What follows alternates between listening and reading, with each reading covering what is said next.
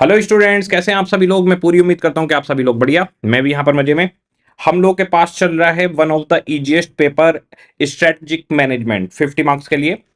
हम लोगों ने लास्ट क्लास में क्या देखा था, हम लोग जब नेक्स्ट क्लास चालू किया करेंगे तो हमेशा पहले एक बार पुरानी क्लास का रिकॉल करेंगे। फिर जैसे थर्ड क्लास होगी तो फर्स्ट और सेकंड का भी साथ के साथ रिवाइज करते चलेंगे, क्योंकि थ्योरी का पेपर का बड़ा सीधा सा कंसेप्ट है। आप जितनी बार रिवाइज करोगे वो आप उतने स्ट्रांग उसमें होते चले जाओगे। इसका मैं आपको भी बताऊंगा भी एक एग्जाम्पल कि थ्योरी ऐसे कैसे काम करती है। देखिएगा, हम लोगों ने देखा था कि स्ट्रेटेजिक मैनेजमेंट क्यों आया, कि भाई सीए हर जगह पे इन्वॉल्व है, लेकिन बिजनेस का सेंस समझने में थोड़ा टाइम लगता है। तो वो समझ पहले से हो जाए तो हम अपर लेवल पे जा सकते हैं, यानी हम सीईओ, बोर्ड ऑफ डायरेक्टर्स में बैठ सकते हैं। इसके बाद में जो हमने देखा था 5 चैप्टर चलेंगे, स्ट्रेटेजिक मैनेजमेंट का इंट्रोडक्शन चल रहा है। उसके बाद में हम एनालिसिस करेंगे एनवायरनमेंट की, कि भाई हमारे जो एक्सटर्नल और इंटरनल फैक्टर्स हैं वो हमें कैसे अफेक्ट कर सकते हैं। फिर हम चूज करेंगे कि कौन सी स्ट्रेटजी हमें अप्लाई करनी है, और लास्ट में उसको इंप्लीमेंट करेंगे, उसे इवेल्युएट करते रहेंगे, उसे कंट्रोल करेंगे कि क्या जो स्ट्रेटजी बनाई थी वो प्रॉपर वे में चल रही है या नहीं चल रही। हमारे पास हमने देखा था एक है छोटू बिजनेस। छोटू बिजनेस के अंदर एक कंपनी है, उसका एक ही काम है, तो ये हमारे पास कवर नहीं है। इसके बाद medium size business. Medium size business के अंदर बड़ा काम है, जैसे कपड़े बनाने हैं तो वुमेन के, मैन के और चाइल्ड के, तो 3 डिवीजन बांट दी। अब जो बोर्ड ऑफ डायरेक्टर लेवल पर लोग बैठे हुए हैं वो है कॉर्पोरेट लेवल। ये पूरी कंपनी की स्ट्रेटेजी बनाएंगे और मेजर स्ट्रेटेजी ये बनाया करेंगे। इसके बाद में बिजनेस लेवल मैनेजर्स का काम होगा अपने अपने डिवीजन को देखना और मार्केट में कॉम्पीट करना। जैसे मैन वाला डिवीजन है तो जो कंपटीशन हो रहा होगा मैन के कपड़ों से मार्केट में किसी कंपनी से, उसके साथ में इनको अपना कंपटीशन करना है और प्रॉफिटेबिलिटी ज्यादा से ज्यादा लेकर आनी है। इसके बाद में फंक्शनल लेवल मैनेजमेंट का रोल छोटा सा होता है। जैसे प्रोडक्शन का काम है, टाइम प्रोडक्शन जो हो रहा है वो टाइम पर हो रहा है नहीं, रिसर्च एंड डेवलपमेंट टाइम से चल रहा है नहीं, डिजाइनिंग डिपार्टमेंट अपने नए नए डिजाइन ट्रेंड के हिसाब से दे रहा है या नहीं। इनकी रेस्पॉन्सिबिलिटी इतनी है, लेकिन ये कस्टमर के सीधे टच में रहते हैं तो इनको सुनना जरूरी है। इनका मेन काम है ऊपर से जो भी कॉर्पोरेट लेवल और डिविजनल लेवल पर, बिजनेस लेवल पर हमारे पास स्ट्रेटजी आई हैं उनको प्रॉपर वे में इंप्लीमेंट करना। जो डायरेक्शन दिया गया है उस डायरेक्शन पे प्रॉपर वे में चलना। फिर हमारे पास आया था मोटो बिजनेस, जिसको हम कहते हैं कॉन्ग्लोमेरेट बिजनेस। कॉन्ग्लोमेरेट बिजनेस का मतलब है आप एक बड़े ग्रुप हो, मल्टीपल आपके पास कंपनियां हैं, हर कंपनी का अलग अलग काम है। जैसे कि अगर टाटा की बात करें तो टीसीएस का आईटी रिलेटेड काम है, एयरलाइन वाला काम एयरलाइन वाला हो गया एविएशन डिपार्टमेंट, एफएमसीजी खाने पीने की चीजें हो गई, मोटर्स के अंदर हम गाड़ियां ट्रक वगैरह बनाएंगे, और स्टील के अंदर स्टील को देखेंगे। तो अलग अलग कैटेगरी कर दी। इसके अलावा भी बहुत सारी कैटेगरी है इनकी, तनिष्क हो गया, ताज होटल्स हो गया, ऐसे बहुत सारे काम है। सबका एक एक एसबीयू बना दिया। एसबीयू का मतलब स्ट्रेटेजिक बिजनेस यूनिट। बेसिकली ये एक बड़े ग्रुप के अंदर एक कंपनी होती है, उसे हम स्ट्रेटेजिक बिजनेस यूनिट कहते हैं। कॉर्पोरेट लेवल रहेगा सबसे ऊपर, जो हमारे टाटा साहब बैठे हुए हैं। यहां पर मेन स्ट्रेटेजी बनेगी जो पूरी कंपनी के लिए कॉमन होंगी, कि जैसे हम प्रॉफिट कमाना चाहते हैं या हम बेस्ट प्रोडक्ट और सर्विसेज देना चाहते हैं, वो पूरी सारी जितनी भी नीचे की कंपनियां हैं एसबीयू में वो सबके ऊपर अप्लाई होगी। इसके बाद में बिजनेस लेवल मैनेजर आएंगे जो अपनी कंपनी पर फोकस करेंगे, अपनी एसबीयू पर फोकस करेंगे कि हम मार्केट में कैसे कॉम्पीट करें और प्रॉफिट कमाएं। और उसके बाद इनके नीचे फंक्शन लेवल जो इनकी बताई हुई स्ट्रेटजीज को फॉलो करेंगे, इंप्लीमेंट करेंगे। अगर हम जाते हैं तो हमने कल पॉइंट नंबर 8 स्ट्रेटजिक लेवल देखा था। अब जरा देखिए रिवीजन में कितना आसान आपके पास होने वाला है। सिर्फ जो ब्लू लाइंस हैं जो हाईलाइट की हैं उन्हें हम देखेंगे। तो जी सबसे पहले हमारे पास कितने लेवल्स हैं, कॉर्पोरेट, बिजनेस और फंक्शन लेवल। ठीक है, यहां पर इनके जो डायग्राम्स हैं वो इंपॉर्टेंट हैं। Head office main level corporate, उसके नीचे डिवीजन बिजनेस लेवल, और फिर फंक्शन आ जाएंगे function level. SBU, if a company provide several और डिफरेंट काइंड ऑफ प्रोडक्ट और सर्विसेज, कॉन्ग्लोमरेट। ये सेल्फ कंटेंट डिवीजन होती हैं, ये रेस्पॉन्सिबल होती हैं अपनी स्पेसिफिक प्रोडक्ट लाइन के लिए, इनको एसबीयू बोलते हैं। कॉर्पोरेट लेवल मैनेजमेंट का काम, the corporate level of management to oversee the development of strategy for the whole organisation. पूरे ऑर्गेनाइजेशन की स्ट्रेटजी इनको देखनी होती है। शेयर होल्डर्स को कौन जवाब देगा, शेयर होल्डर को हमारे सीईओ कॉर्पोरेट लेवल जवाब देंगे, ये इनके गार्जियन है। एग्जाम्पल के लिए अडानी ग्रुप एक मल्टीनेशनल कॉन्ग्लोमरेट है। अडानी साहब का स्पेसिफिक रेस्पॉन्सिबिलिटी किसी इंडिविजुअल बिजनेस के लिए नहीं है, बल्कि ओवरऑल पूरे ऑर्गेनाइजेशन के लिए है। Corporate level managers provide organisation level view of strategy and what they want to achieve. जो कॉर्पोरेट लेवल है वो एक कॉमन स्ट्रेटजी बनाएगा ऑर्गेनाइजेशन लेवल पर, उसकी जिम्मेदारी यहां तक रहेगी। Business level strategic role of these manager is to translate the general statement यानी जो स्ट्रेटजी कॉर्पोरेट लेवल ने बनाई है, जनरल यानी जो सबके लिए कॉमन थी, तो उन्होंने पूरे ऑर्गेनाइजेशन के लिए बनाई थी, of direction and intent that come from corporate level into concrete strategy for individual business. अपने स्पेसिफिक बिजनेस के लिए बिजनेस लेवल वाले ऊपर वाली कॉमन स्ट्रेटजी से उठाएंगे, भाई कॉमन स्ट्रेटजी है, हमें प्रॉफिट मेकिंग करनी है या हाई क्वालिटी प्रोडक्ट देना है, फिर अपने बिजनेस के ऊपर उसे अप्लाई करेंगे। फंक्शन लेवल मैनेजर की रेस्पॉन्सिबिलिटी उनके स्पेसिफिक बिजनेस फंक्शन तक रहेगी, इनका कोई मेजर रोल नहीं है, लेकिन ये प्रोवाइड करते हैं most of the information. Function level manager themselves में जनरेट इंपॉर्टेंट आइडियाज, ये इंपॉर्टेंट आइडिया बताते हैं और वो मेजर आइडियाज बाद में पूरी कंपनी पूरी ऑर्गेनाइजेशन के लिए एक स्ट्रेटेजी का काम कर सकता है, इसलिए इनको सुनना इंपॉर्टेंट है। इसके बाद हमारे पास था कि भाई ऊपर हेडक्वार्टर है कॉर्पोरेट लेवल, SBU 1 2 3 और उनके नीचे फंक्शन लेवल। तो मुझे पूरी उम्मीद है कि आप पढ़कर आए होंगे और आपको बहुत ही आसान लगा होगा। जो भी चीज मैं यहाँ पर करवाऊंगा, मैं यहाँ पर मैंने आपको बोला है कि मैं साथ के साथ रीड भी करूंगा। जो रीड करना है ना वो थोड़ा सा बोरिंग होता है कि सर हमें कंसेप्ट बता दो और पढ़ तो हम लेंगे, नहीं, मैं यहां पर इसलिए पढ़ना जरूरी है कहीं आप कुछ गलत इंटरप्रिटेशन ना कर लें घर पर। दूसरी चीज, कई बार ऐसा होता है लाइन समझ में नहीं आती, लाइन इस तरह से लिखी होती है कि लाइन समझ में नहीं आती, और तो मैं यहां पर आपके साथ में पढ़ूंगा, लेकिन कंसेप्ट पहले पूरा A to Z सब कुछ क्लियर होगा, एक एक बात बता दी जाएगी, उसके बाद में लास्ट में रीडिंग चलेगी, फिर घर पे जाके आपको रीडिंग करनी है और छुट्टियों में पेपर आपका याद हो जाएगा। मैंने आपको कहा था एक बात बताऊंगा आपको थ्योरी के लिए। देखो, आप लोगों ने एक चीज फील की होगी, जैसे कोई एक पर्सन है, ठीक है, पर्सन का नाम है राम। राम राम आपके ही मोहल्ले में रहता है, लेकिन आपका राम से इंटरेक्शन नहीं हुआ, ठीक है, और आप राम से नहीं मिले ज्यादा, आपके ही मोहल्ले में आता जाता है और आप भी उसी मोहल्ले में रहते हैं। फिर एक दिन क्या होता है कि किसी काम से राम और आपकी बातचीत हो जाती है।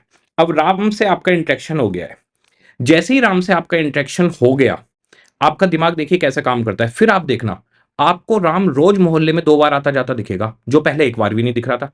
क्या राम मोहल्ले में आ जा नहीं रहा था, या हमारा दिमाग उसको कैप्चर नहीं कर रहा था? आंसर ही हमारा दिमाग कैप्चर नहीं करता, इररेलेवेंट है ना, दुनिया घूम रही है पूरी, हम क्यों उस पर ध्यान दें। तो राम अब आपको दिखने लग गया जब आपने उससे इंटरेक्शन कर लिया, तब वो आपको रोज दिखेगा, आता जाता दिखेगा, मिलेगा, हाय हेलो होगी। ऐसे ही कोई अंकल हैं आपके मोहल्ले में या आपके इलाके में, वो आपको किसी दुकान पे मिले, उनसे 2 मिनट आपकी बातचीत हुई, अब वो अंकल आपको उस इलाके में दिखते रहेंगे, नमस्ते राम राम शुरू हो जाएगी। तो हमारा दिमाग क्या ऐसे काम करता है, हमारे दिमाग का बड़ा सीधा सा हिसाब है कि सुबह से शाम तक हमारे सामने बहुत सारी चीजें होती हैं।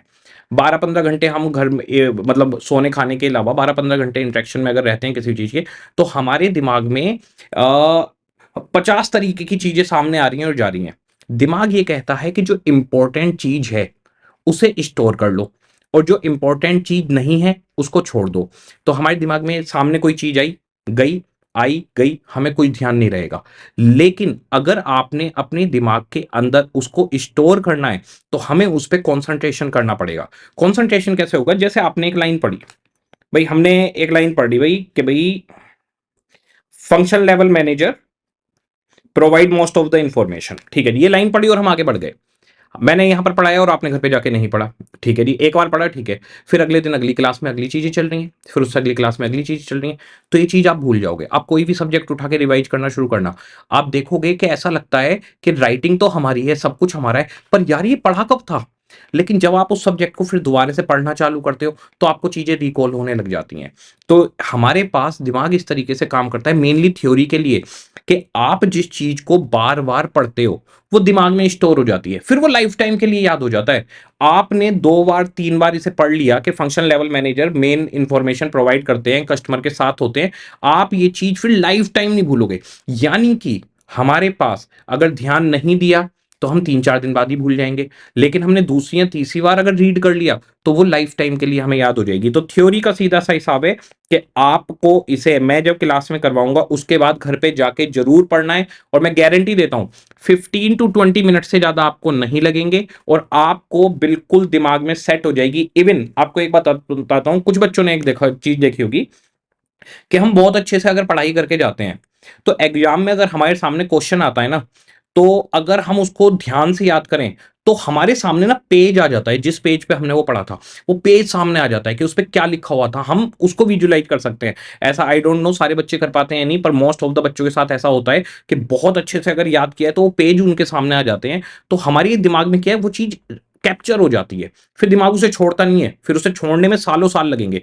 तो आप लोगों को जो भी बताया गया है, जैसे मैं कहूं आप लोग सिर्फ एक काम करेंगे, मैं जैसे कहूं आप वैसे करते रहिएगा। यहां पर पढ़ने के बाद में घर पर आप लोग जरूर पढ़िएगा। 101% आपको बिल्कुल डिफरेंट रिजल्ट मिलेंगे। एसएम ऐसा पेपर है जिसमें 50 में 50 स्कोर किए जा सकते हैं। आई एम सेइंग 50 में 50, 50 में 50। एफएम तो अपना हो ही गया बढ़िया, इसमें भी अगर नंबर आ गए, ये one of the most scoring paper बनने वाला है पूरे के पूरे सीए इंटरमीडिएट का, सबसे ज्यादा स्कोरिंग। एसएम भी स्कोरिंग है, एफएम भी स्कोरिंग है, और दोनों इंटरेस्टिंग और आसान है। सबसे आसान थ्योरी और सबसे आसान न्यूमेरिकल।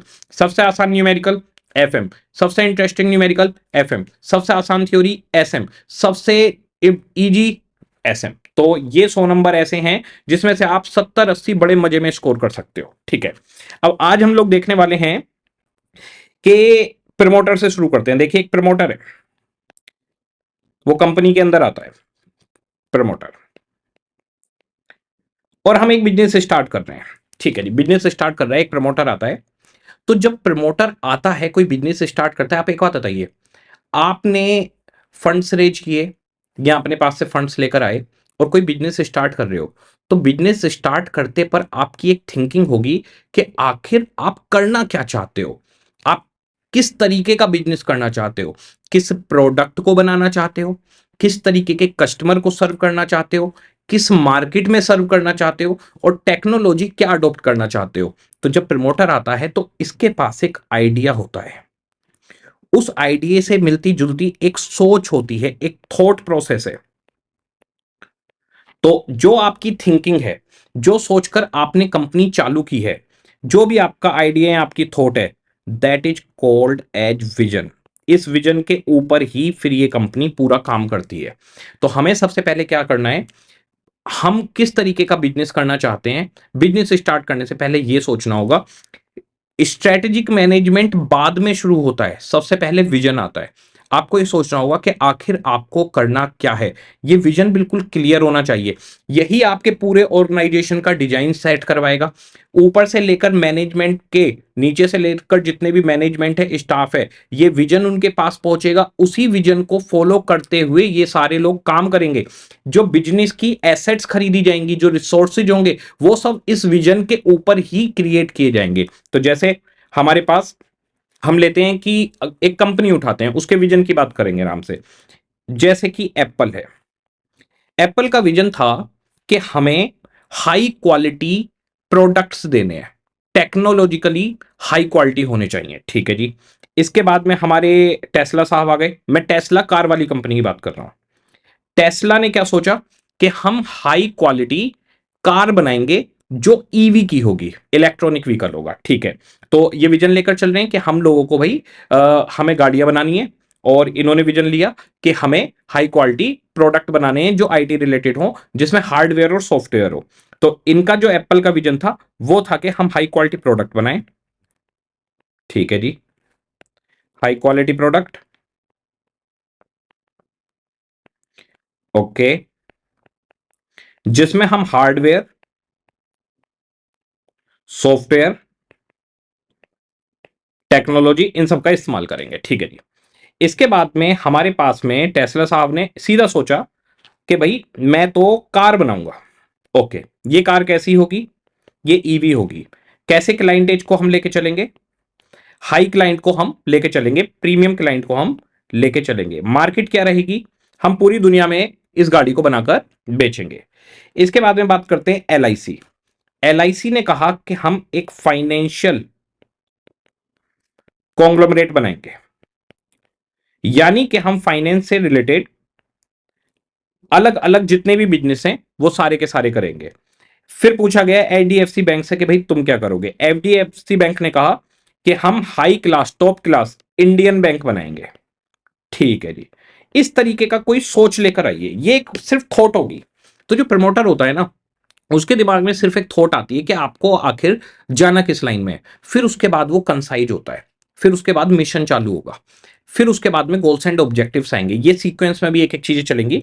तो सबसे पहले जब प्रमोटर आएगा उसके दिमाग में एक थॉट होगा कि आखिर मेरे को अपनी कंपनी किस चीज के लिए बनानी है, मैं क्या करना चाहता हूं, क्या बनाना चाहता हूं। ठीक है, कई बार ऐसा होता है कि वो चीज हमें बिल्कुल क्लियर होती है कि मैं तो कार ही बनाऊंगा। तो टेस्ला साहब ने तो पहले ही कह दिया था मैं कार ही बनाऊंगा, मैं ईवी ही बनाऊंगा। तो इनका विजन बहुत ज्यादा क्लियर है। अगर मैं बात करूं फोर्ड की, फोर्ड का विजन था कार इन एवरी गैरेज और हाउस, कि हर घर में कार होनी चाहिए। तो इनका फोर्ड का क्लियर था कि मैं कार बनाऊंगा, हर घर में कार जाएगी, लेकिन ईवी कार बनाऊंगा ये क्लियर नहीं था। तो विजन क्या होता है, एक थॉट होती है। कई थॉट बहुत प्रिसाइज होती हैं, बहुत क्लियर होती हैं, वो प्रोडक्ट को भी क्लियर कर देती हैं। कई थॉट एक मोटा मोटा आइडिया देती हैं, पर कंपनी चलती उसी के पीछे है। उसी को अचीव करने के लिए हमारी कंपनी चलती है। अब एलआईसी ने क्या सोचा, फाइनेंशियल कॉन्ग्लोमरेट बनाएंगे, यानी फाइनेंस से रिलेटेड जो भी काम होंगे वो हम सब कुछ करेंगे। एचडीएफसी ने कहा हम तो भाई एक top class high class Indian bank बनेंगे। फोर्ड ने कहा हम हर घर में गाड़ी खड़ी करना चाहते हैं, ये हमारा विजन है। एप्पल ने कहा कि मैं हाई क्वालिटी प्रोडक्ट बनाऊंगा, वो प्रोडक्ट हार्डवेयर और सॉफ्टवेयर रिलेटेड होंगे, लेकिन हार्डवेयर सॉफ्टवेयर रिलेटेड सिर्फ आपका जो मैकबुक हो गया मतलब लैपटॉप, या टैबलेट हो गया, या फिर आपका कहना चाहिए फोन हो गया, सिर्फ यही है, या एरिया अभी और बाकी है, एरिया बाकी है। विजन कैसा होता है, ये शॉर्ट टर्म होता है, लॉन्ग टर्म होता है, ये लॉन्ग लास्टिंग होता है।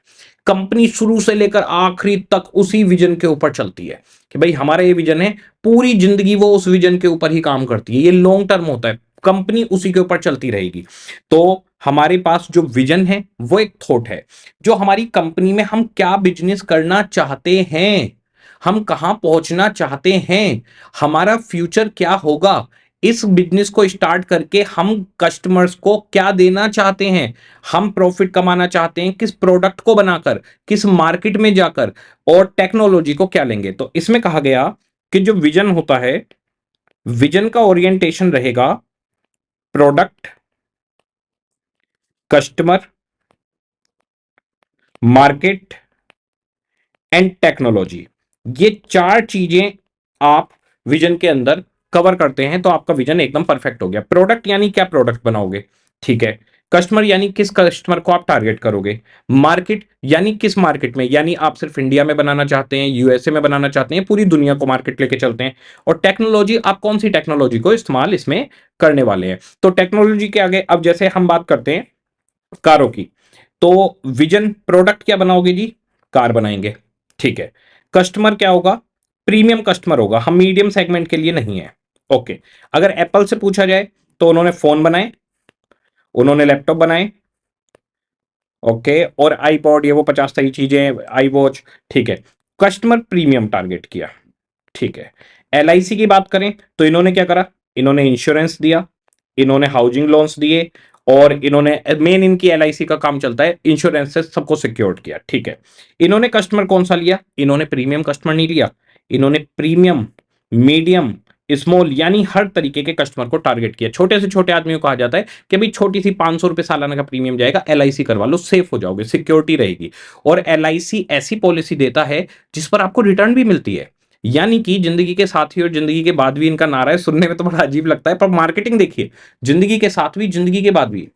अरे जब हम नहीं रहेंगे तो फिर इंश्योरेंस किस बात का करवाना, हम पूरी जिंदगी इस बात का पैसा देंगे, जब हम नहीं रहेंगे तब पैसा मिलेगा। बिल्कुल, इंसान सिर्फ रेस्पॉन्सिबिलिटीज में जीता है। आप आज की डेट में जो पढ़ाई भी कर रहे हो ना, वो कहीं ना कहीं आपके ऊपर मल्टीपल रेस्पॉन्सिबिलिटीज माइंड के अंदर हैं जो आपने खुद सेट की हुई हैं।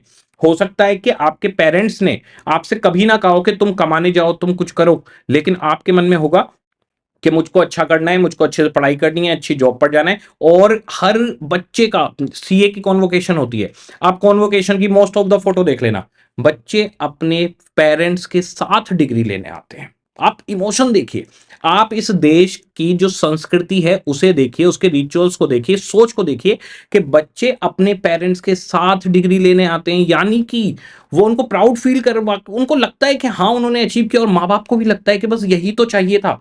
ये थॉट, इस थॉट को कनेक्ट करना, ये बहुत बड़ी बात है। उसके अलावा आप ये देखिए, पहली सैलरी किसी बच्चे की आती है, मैंने मोस्ट ऑफ द टाइम देखा है, पहली सैलरी जब भी आती है अपने पेरेंट्स के लिए कुछ ना कुछ लेके जाते हैं। जैसे कि मेरी मम्मी को बनारसी साड़ी का क्रेज था, तो जब मेरे पास पहले पैसे आए थे मैंने तो शुरू से कोचिंग में लग गया था। आर्टिकलशिप बहुत बढ़िया थी, उसके बाद सीधे उसमें चला गया था। आर्टिकलशिप में मेरे को स्टाइपेंड मिलता था उस टाइम पे 750 रुपये महीना, तब बहुत कम था। तो 750 रुपये महीना में क्या होता था, उसमें कुछ बचता ही नहीं था, तो उसमें तो मैं कुछ लेके नहीं जा पाया कि क्या आएगा उसके अंदर। लेकिन वो पैसे ले जाके मैंने मम्मी को दे दिए थे कि मेरे भाई पहले पैसे हैं। पर उस टाइम मेरा इतना दिमाग नहीं था कि इनके लिए कुछ लेके जाऊं, इतना इंटेलिजेंट नहीं था मैं। मेरे को ये था कि भाई पहले पैसे हैं, ये मम्मी तुम रख लो। मम्मी ने वो मंदिर में चढ़ा दिए कि लो जी हो गया काम। और मेरे को आइडिया नहीं था कि इनके लिए कुछ ले चलूँ, इतना इंटेलिजेंट नहीं था मैं, ठीक है। तो कोई बात नहीं। उसके बाद जब मेरी पहली सैलरी आई, मम्मी को बनारसी साड़ी का क्रेज था, और मैं स्पेशली बढ़िया एक बनारसी साड़ी उनके लिए मैंने मंगवाई। पापा के लिए मैंने एक सूट पूरा का पूरा ब्लू कलर का सूट था, ब्लू कलर का एक सूट, शर्ट पैंट, शर्ट उसमें वाइट कलर की थी और पैंट और सूट वो था, वो मैंने उनको गिफ्ट किया कि भाई ये मेरी पहली सैलरी से। तो आप इमोशन देखिए, इस देश का क्या इमोशन है। इस देश का इमोशन है कि बच्चे माँ बाप के लिए कुछ करना चाहते हैं और बच्चे सक्सेसफुल हो जाएं, माँ बाप को इससे ऊपर खुशी किसी बात में है ही नहीं, उनकी खुशी के लिए वो कुछ भी करने को तैयार है। तो ये इमोशन है। तो LIC ने क्या किया, जिंदगी के बाद भी, जिंदगी के बाद, जिंदगी के साथ भी, जिंदगी के बाद भी, यानी कि आप जब रहेंगे तब तो आपको रिटर्न मिलेगी। अगर आपको कुछ नहीं हुआ, कोई मिस हैपनिंग हुई, तो LIC जितना भी आपने प्रीमियम दिया है उस पर ब्याज जोड़कर एक टाइम के बाद आपको रिटर्न कर देता है पूरा पैसा। तो इस पे अच्छी रिटर्न मिलती है। और अगर कोई मिस हैपनिंग हो गई तो एक लमसम अमाउंट आपकी फैमिली को मिल जाती है। आपने जब LIC करवा ली, आप एक तरीके से सेफ हुए कि मेरे जाने के बाद जो मेरी रेस्पॉन्सिबिलिटी है, मेरी जो फैमिली है, उसके खर्चे पानी निकलते रहेंगे, उनकी लाइफ में फाइनेंशियल डिस्ट्रेस नहीं आएगा, वो फाइनेंशियली सिक्योर्ड कर दिया आपने उनको। तो आप ये सोचिए ऐसा आदमी क्यों कर रहा है, वो प्रीमियम दे रहा है जिससे उसकी फैमिली सिक्योर्ड हो जाए, क्योंकि ये देश ऐसा ही है, यहाँ की सोच ऐसी ही है। क्या LIC की सोच बाहर के कंट्री में भी एज इट इज काम करेगी? नहीं, यहां काम करती है। तो ये कंट्री टू कंट्री मैटर करता है कि किस कंट्री पे काम करेगा, किस पर नहीं। ये देश एक ही बात सोचता है कि माँ बाप के लिए हम कुछ भी कर सकते हैं, अपनी फैमिली की आगे की जिम्मेदारी हमारी है, उसके लिए हम कुछ भी कर सकते हैं। और हम हमेशा मेंटली ये बात अपने ऊपर सोच के चलते हैं कि वी आर रेस्पॉन्सिबल, हम रेस्पॉन्सिबल पर्सन है, हमारी रेस्पॉन्सिबिलिटी है ये काम करना, जबकि हमसे कहा नहीं जाता, बिना कहे भी करते हैं। ये होता है एक देश की संस्कृति, ये है हमारे देश का कल्चर, ये है हमारे देश की वो ताकत जिसकी वजह से ये देश आगे है और आगे जाता रहेगा। तो हमारे पास विजन में टेस्ला ने कार रखी, फोर्ड ने भी कार रखी, और फोन और लैपटॉप बनाए एप्पल ने, और इंश्योरेंस दिया LIC ने। इसके बाद में मार्केट की बात करें तो टेस्ला ने ग्लोबल मार्केट को चूज किया है, जिसमें से 50% ग्लोब ये कर चुका है, लेकिन इसका टारगेट है ऑल ओवर वर्ल्ड। तो ये 100% कंट्रीज को कवर करना चाहता है। एप्पल 100% कंट्रीज को कवर करना चाहता है। किसको कवर कर रहा है, बात ये नहीं है किसको कवर करना चाहता है, क्या विजन क्या है कि हम, हमारा मार्केट क्या रहेगा, हम तो पूरी दुनिया में बेचेंगे जी। LIC का भी टारगेट 100% वर्ल्ड है। इस कंपनी को ने बोला ही है कि हम फाइनेंशियल कॉन्ग्लोमरेट हैं और ट्रांसनेशनली का मतलब होता है मल्टीनेशनल कंपनी हम बनना चाहते हैं, यानी हम पूरी दुनिया में इंश्योरेंस बेचना चाहते हैं। पर LIC सबसे ज्यादा सक्सेसफुल इंडिया के अंदर है। टेक्नोलॉजी की बात की जाए तो फोर्ड ने पेट्रोल और डीजल इंजन को चूज किया, जबकि टेस्ला ने ईवी को चूज किया। इसके बाद में अगर बात करी जाए आईफोन की, इन्होंने अपना खुद का iOS बनाया, ये एंड्रॉइड पे नहीं गए। यहीं सैमसंग में लिखूं तो वो एंड्रॉइड पे गए। और इंश्योरेंस के अंदर टेक्नोलॉजी की बात की जाए तो यहां पर कोई टेक्नोलॉजी का खास रोल नहीं है, इन्होंने एक्चुरियल्स वगैरह हायर करे हुए हैं बस कैलकुलेशन के लिए। तो विजन आपके पास क्या करता है, विजन प्रमोटर का वो थॉट है, वो आइडिया है जिसके ऊपर पूरी कंपनी काम करेगी। विजन पूरी कंपनी को काम करने के लिए मोटिवेट करता है, एक डायरेक्शन देता है ऊपर से नीचे तक, पूरे के पूरे ऑर्गेनाइजेशन में जितना भी स्टाफ है, कि हम क्या बनाना चाहते हैं, क्या करना चाहते हैं, फ्यूचर में हम क्या कहां पहुंचना चाहते हैं। विजन अगर जो जनता है उससे भी कनेक्ट कर जाए तो फिर बड़ी बात हो जाती है। जैसे LIC ने कनेक्ट किया है, फोर्ड ने कनेक्ट किया था कार इन एवरी गैरेज। तो हर फैमिली को ये लगा कि फोर्ड का विजन है हमारे साथ कनेक्ट होना, वो हमारे घर में भी गाड़ी खड़ी करवाना चाहते हैं तो कनेक्ट कर पाए। तो अगर आप अपने विजन को जनता से कनेक्ट कर पाते हैं तो इससे बड़ी कोई बात नहीं हो सकती, फिर आपकी कंपनी किसी भी हालत में फेल नहीं होगी। इवन जो कंपनी स्टार्ट की जाती हैं वो एक विजन के साथ की जाती है। विजन क्या रहता है, आप लोगों ने प्रॉब्लम सॉल्विंग अप्रोच, ये बिजनेस करने की सबसे बढ़िया अप्रोच है। प्रॉब्लम सॉल्विंग अप्रोच में क्या होता है कि हम पहले ये देखते हैं कि आज आखिर क्या प्रॉब्लम चल रही है। मार्केट में किस चीज की समस्या है, फिर उसको सोल्व करने के लिए हम कोई प्रोडक्ट लॉन्च करते हैं। तो वो कंपनी किस विजन के साथ आई, एक प्रॉब्लम सॉल्विंग अप्रोच के साथ आई। तो अगर आप एक प्रॉब्लम सॉल्विंग अप्रोच को लेके आते हैं, या आप ह्यूमन बीइंग की लाइफ को अपग्रेड करने के हिसाब से आते हैं, वो कंपनी कभी भी फेल नहीं होगी। बाकी करंट बिजनेस जो बहुत सारे चल रहे हैं, अब जैसे मान लीजिए एक कंपनी एफएमसीजी प्रोडक्ट बेच रही है, दाल चीनी आटा ये सब, आप भी बेचने लग जाइए, तो इसमें आपने जनता को कुछ खास नहीं दिया। लेकिन अगर आप उसी आटे के अंदर कुछ ऐसे विटामिन प्रोटीन कुछ ऐसी चीजों को ऐड ऑन कर दें जिससे लोगों को लगे कि ये हमारे लिए बहुत बढ़िया है, तो कितनी कामयाबी मिलेगी। उसका एक एग्जांपल मैं आपको बताता हूं, बिस्लेरी। बिस्लेरी जो पानी है और बाकी सारे पानी है, दोनों में फर्क है। बाकी सारे पानी है कि ड्रिंकेबल पानी है, और जो बिस्लेरी है उसके अंदर कई सारे मिनरल विटामिन मिले होते हैं, मिनरल्स बेसिकली, तो उसका नाम है मिनरल वाटर। तो एक होता है पैकेज्ड वाटर, जब आप कोई भी बोतल खरीदें पानी की तो उस पर लिखा होता है वो पैकेज्ड वाटर है। पैकेज्ड वाटर का मतलब है ये साफ सुथरा पानी और आप पी सकते हैं। मिनरल वाटर का मतलब होता है इसमें कुछ मिनरल्स को एड ऑन किया गया है। और पानी पीने की बताइए कौन सी बोतल सबसे ज्यादा बिकती है, बिस्लेरी। तो अगर आप कस्टमर को कुछ ऐड ऑन करके देंगे तो फिर आपका प्रोडक्ट और भी ज्यादा चलेगा, ठीक है। तो विजन हमारे पास क्या रहेगा, विजन प्रमोटर की थॉट रहेगी जो पूरे कंपनी को डायरेक्शन देगी। ये लॉन्ग लास्टिंग है, ये फ्यूचर के हिसाब से बनाया जाता है कि आखिर हम फ्यूचर में कहां जाना चाहते हैं। प्रोडक्ट के बारे में आपको सोचना है, कस्टमर के बारे में सोचना है, मार्केट कौन सी होगी, और टेक्नोलॉजी आप क्या लेंगे, इसे हम विजन कहेंगे। यानी विजन विजन है फ्यूचर में आप कहां पहुंचना चाहते हैं।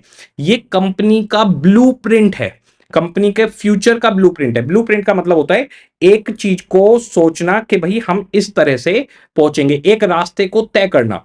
तो जो विजन है वो आपकी पूरी कंपनी का डायरेक्शन कैसे चलेगा, हम कौन सी पॉलिसीज फॉलो करेंगे, कौन सी स्ट्रेटजी अपनानी चाहती है, इन सब चीजों को पूरा पूरा एक आइडिया देता है। तो सबसे पहले एक कंपनी की स्टार्टिंग होती है एक थॉट के साथ, एक विजन के साथ। देखते हैं विजन के बारे में क्या कहा गया है, आ जाइए।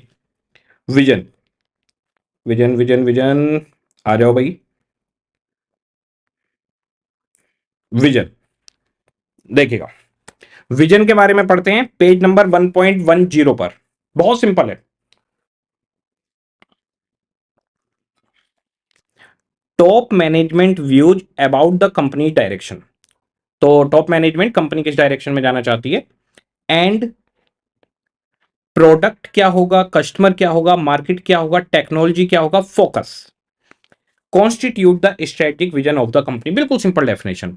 तो टॉप लेवल ऑफ मैनेजमेंट का कंपनी को लेकर कंपनी किस डायरेक्शन में जाएगी, और दूसरा प्रोडक्ट कस्टमर मार्केट और टेक्नोलॉजी पर आपका क्या फोकस है, ये स्ट्रेटेजिक विजन बताता है कंपनी का। Strategic vision delineates management's aspiration, management की आकांक्षा क्या है, वो इस बिजनेस से क्या एक्सपेक्टेशन लेकर बैठा हुआ है, providing a panoramic view of where we are to go. तो हम कहां जाना चाहते हैं, क्या करना चाहते हैं, क्या आइडिया था, and convincing rational for why this make good sense for the business. तो हम इस बिजनेस में क्यों आए, हमारे मैनेजमेंट की एक्सपेक्टेशन क्या है, हम कहां जाना चाहते हैं, ये विजन स्टेटमेंट क्लियर करता है आपका। Strategic vision 10 point out particular direction. Direction क्या होगा, जैसे मान लीजिए हमें कार बनानी है, तो कार बनाने के डायरेक्शन में हम लोग जा रहे हैं।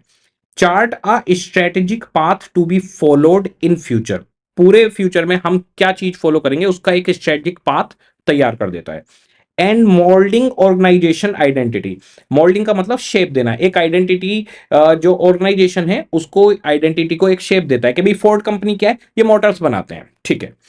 अ clearly articulated strategic vision communicates management aspiration to stake holders.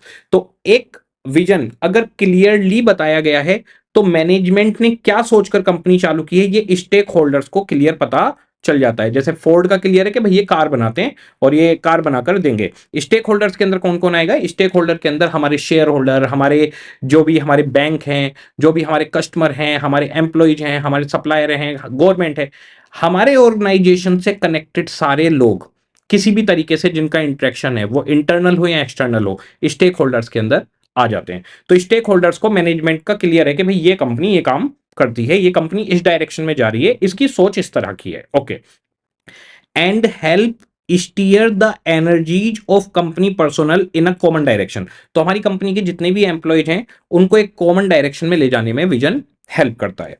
For instance Henry Ford vision of a car in every garage. तो हेनरी फोर्ड ने कहा था, उनका विजन था कि कार हर गैरेज में खड़ी होगी।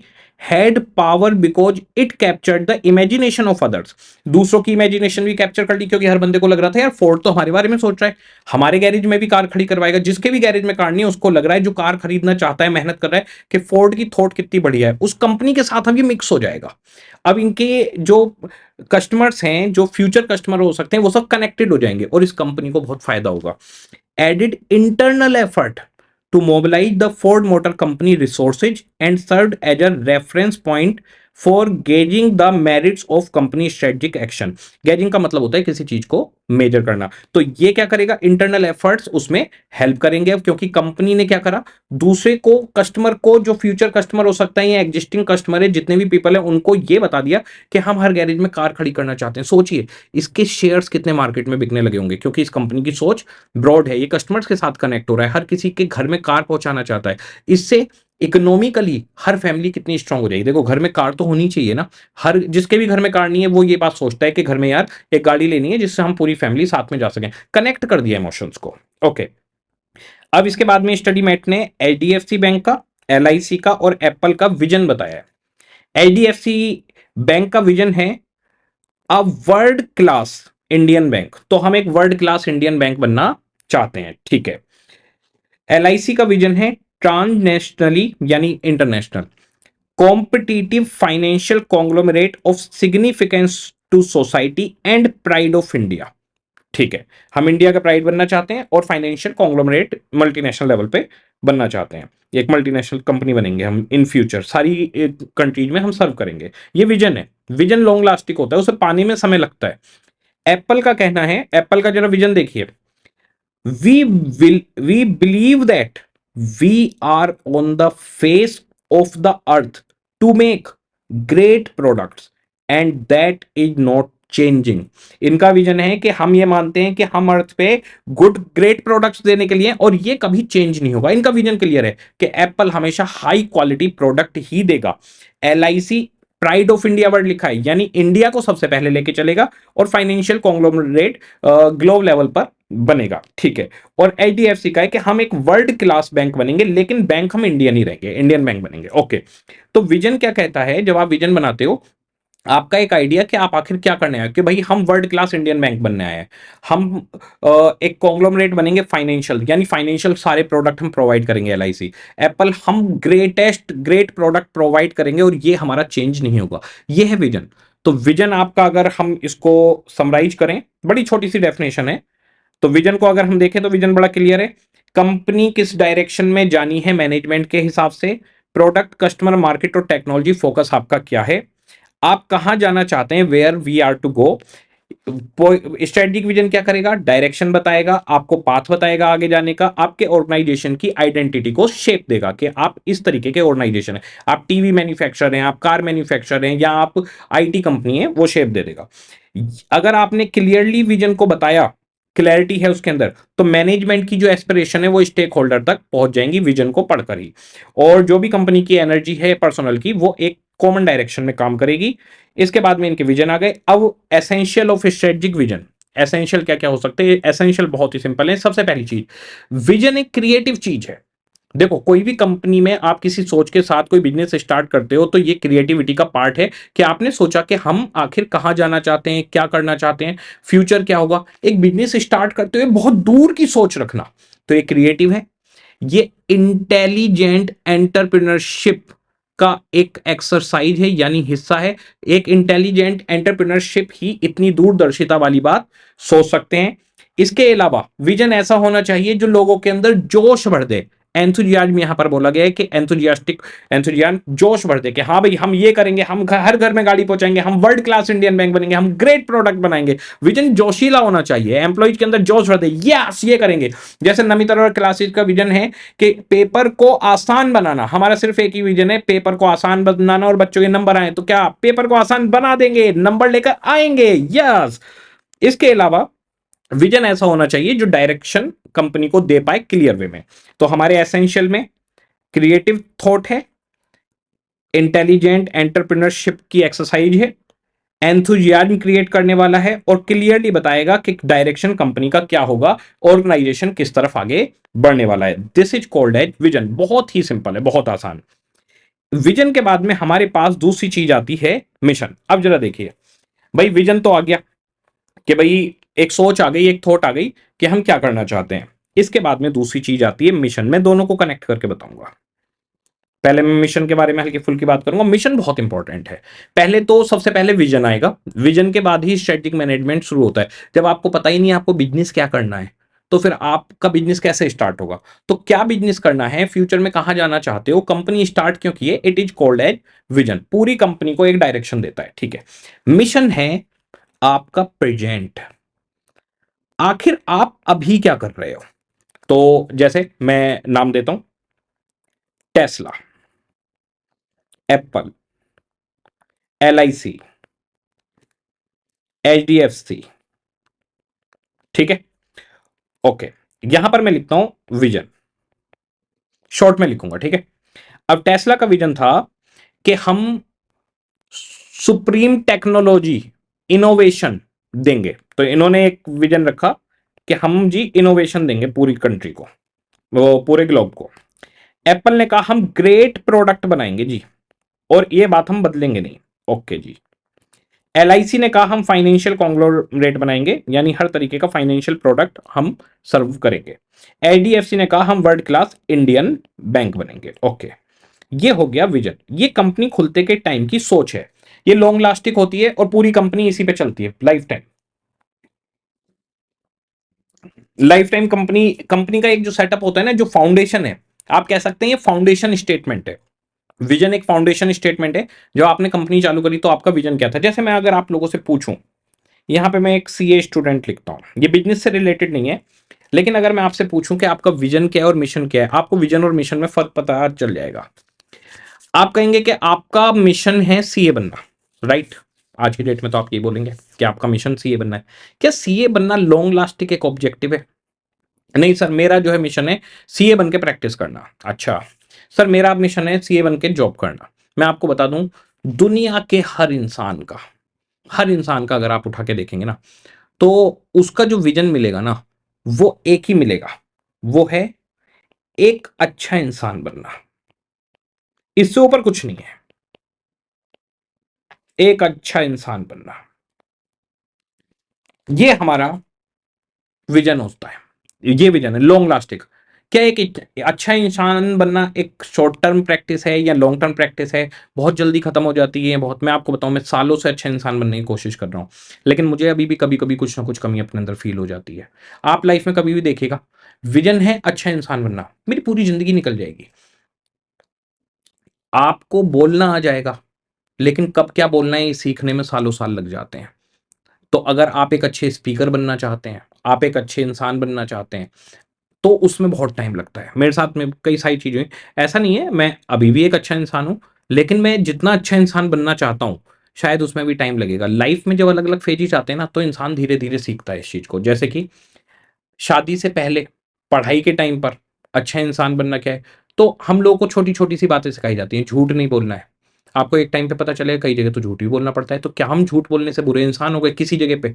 ये चीज ने मेरे को बहुत परेशान किया लाइफ में, कि भाई झूठ नहीं बोलना।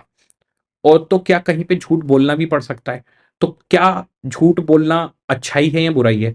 पॉइंट है आपकी नीयत क्या है, मैं समझ पाया। अगर आपकी नीयत साफ है, यानी आप झूठ बोल रहे हो किसी अच्छे काम के लिए, तो आपने आज झूठ ही बोला है, लेकिन आगे वो किसी अच्छे काम की वजह से आज आपने झूठ बोला है, तो इसमें कोई बुराई नहीं है। ये ठीक है। मैं अभी तक ये सीखा हूं, अभी लाइफ में मेरे को आगे और एक्सपीरियंस मिलेंगे, मैं और चीजें सीखूंगा। मैंने सीखा झूठ नहीं बोलना है, बेईमानी नहीं करनी है, गलत नहीं करना। फैमिली ने ये सिखाया, सबकी फैमिली ये सिखाती है। किसी की फैमिली किसी को नहीं बोलती कि जा भाई चोरी कर, झूठ बोल, मक्कार बन जा। तो एक अच्छा इंसान बनना ही सब कुछ है। CA बनना उसके सामने बहुत छोटी चीज है। आप CA नहीं होते डॉक्टर होते, डॉक्टर नहीं होते इंजीनियर होते, इंजीनियर नहीं होते कोई और नौकरी कर रहे होते, कोई बिजनेस कर रहे होते, कुछ भी कर रहे होते। अपनी लाइफ के लिए पैसा कमाना, पैसा कमाना एक विजन नहीं है। पैसा कमाना बहुत छोटी सी चीज है। जब तक पैसा आता नहीं है ना, तब तक ऐसा लगता है पैसे की बहुत वैल्यू है। जब आप उसमें कामयाबी पालेंगे ना, उसके बाद आपको लगेगा पैसे की उतनी वैल्यू नहीं है, वैल्यूज की वैल्यू है। सच बोलना, बुरा ना करना, अच्छा करना, किसी की हेल्प कर पाना, आप किसी को सड़क भी पार करवा दीजिए बूढ़े इंसान को, 2-3 दिन तक मन में अच्छा लगता रहता है।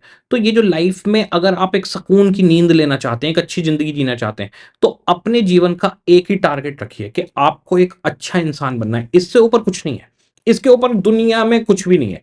हर कोई अपने साथ में सिर्फ़ एक अच्छा इंसान ही चाहता है, हर कोई उससे कनेक्ट रहना चाहता है, हर कोई उसकी रिस्पेक्ट करता है और वो उसकी आत्मा शांत रहती है, उसकी आत्मा में बोझ नहीं होता कि मैं कुछ गलत कर रहा हूँ, कोई गलत काम कर रहा हूँ। तो मुझे लगता है कि एक जो विज़न है, वो एक अच्छा इंसान बनना हो सकता है। ठीक है। अब बात करते हैं मिशन की। मिशन में मैं सीए स्टूडेंट को यहाँ पे हटाता हूँ, मैं तो यहाँ पे एक ह्यूमन बीइंग लिखता हूँ, ह्यूमन। हाँ जी। अब जरा मिशन की बात करते हैं। मिशन, ये जो विजन है ये लाइफ टाइम है। ये फ्यूचर में आप एंड ऑफ द डे कहां पहुंचना चाहते हैं इसको बताता है। तो हम इनोवेशन करना चाहते हैं, ठीक है जी। हम ग्रेट प्रोडक्ट बनाना चाहते हैं, तो ये तो लाइफ टाइम चलता ही रहेगा ना। ग्रेट प्रोडक्ट के बाद दूसरा प्रोडक्ट, दूसरे या तीसरा प्रोडक्ट, इनोवेशन तो चलते ही रहेंगे। फाइनेंशियल कॉन्ग्लोमरेट में आप तो नई नई फाइनेंशियल सर्विस लाते रहोगे। एलआईसी हर 6 महीने पे एक नया प्लान ले आती है, तो ये क्या नई फाइनेंशियल सर्विस ले आए ना। इसके अलावा एचडीएफसी है, एचडीएफसी नए नए प्लान्स, नए नए एफडी प्लान्स, नए लोन प्लान, वैसे मेनली ये हाउसिंग फाइनेंस कंपनी है, तो घर के लिए लोन देती है, लेकिन इन्होंने बाकी भी सारे काम कर रखे हैं। ठीक है। मिशन बताता है आपके प्रेजेंट को, ये आपके बिजनेस का पूरी की पूरी कहानी बता देता है। मिशन बताता है कि टेस्ला साहब आप इनोवेशन करना चाहते हैं, ये आपका विजन है, लेकिन आप आज कहां खड़े हैं, आप आज क्या कर रहे हैं, आप जो कर रहे हैं, आपका मार्केट शेयर क्या है, आपका कस्टमर क्या है, आप कस्टमर की कौन सी नीड को फुलफिल कर रहे हैं। ध्यान से सुनना, मिशन पूरी कहानी आपकी आज तक की क्लियर करता है कि कंपनी खुलने से लेकर और आज तक आप कहां खड़े हैं, और यह भी बता देता है कि जो आपकी आज की स्थिति है कि आप फ्यूचर में कहां जाएंगे। तो मिशन कहता है टेस्ला साहब आप इनोवेशन करना चाहते हैं, आपका विजन है, बहुत अच्छी बात है, आप आज कहां खड़े हैं। तो आप ये कहते हैं हमने ईवी कार्स बनाई हैं जो दुनिया की सबसे बेहतरीन कार है। तो क्या क्लियर हुआ, इन्होंने ईवी बनाई है, ठीक है, इलेक्ट्रॉनिक व्हीकल्स में। इन्होंने फोर व्हीलर को, कार को चूज किया है। ये लग्जरी सेगमेंट की कार बनाते हैं, इनका कस्टमर प्रीमियम कस्टमर है। इन्होंने ऑल ओवर वर्ल्ड में कार को पहुंचाना है, लेकिन अभी पहुंचा नहीं पाए। प्रेजेंट बताओ भी, प्रेजेंट इंडिया में तो अभी टेस्ला नहीं आई, टेस्ला आने वाली है, एग्रीमेंट हो गया, सब हो गया। तो इनका जो मार्केट है वो क्या है, इनका मार्केट जैसे यूएसए, यूरोप, ये इन्होंने कवर कर लिया है। अच्छा जी। और इसके अलावा आपके जो कस्टमर हैं वो प्रीमियम हो गए, आप कार बनाते हो लग्जरी, ईवी बनाते हो।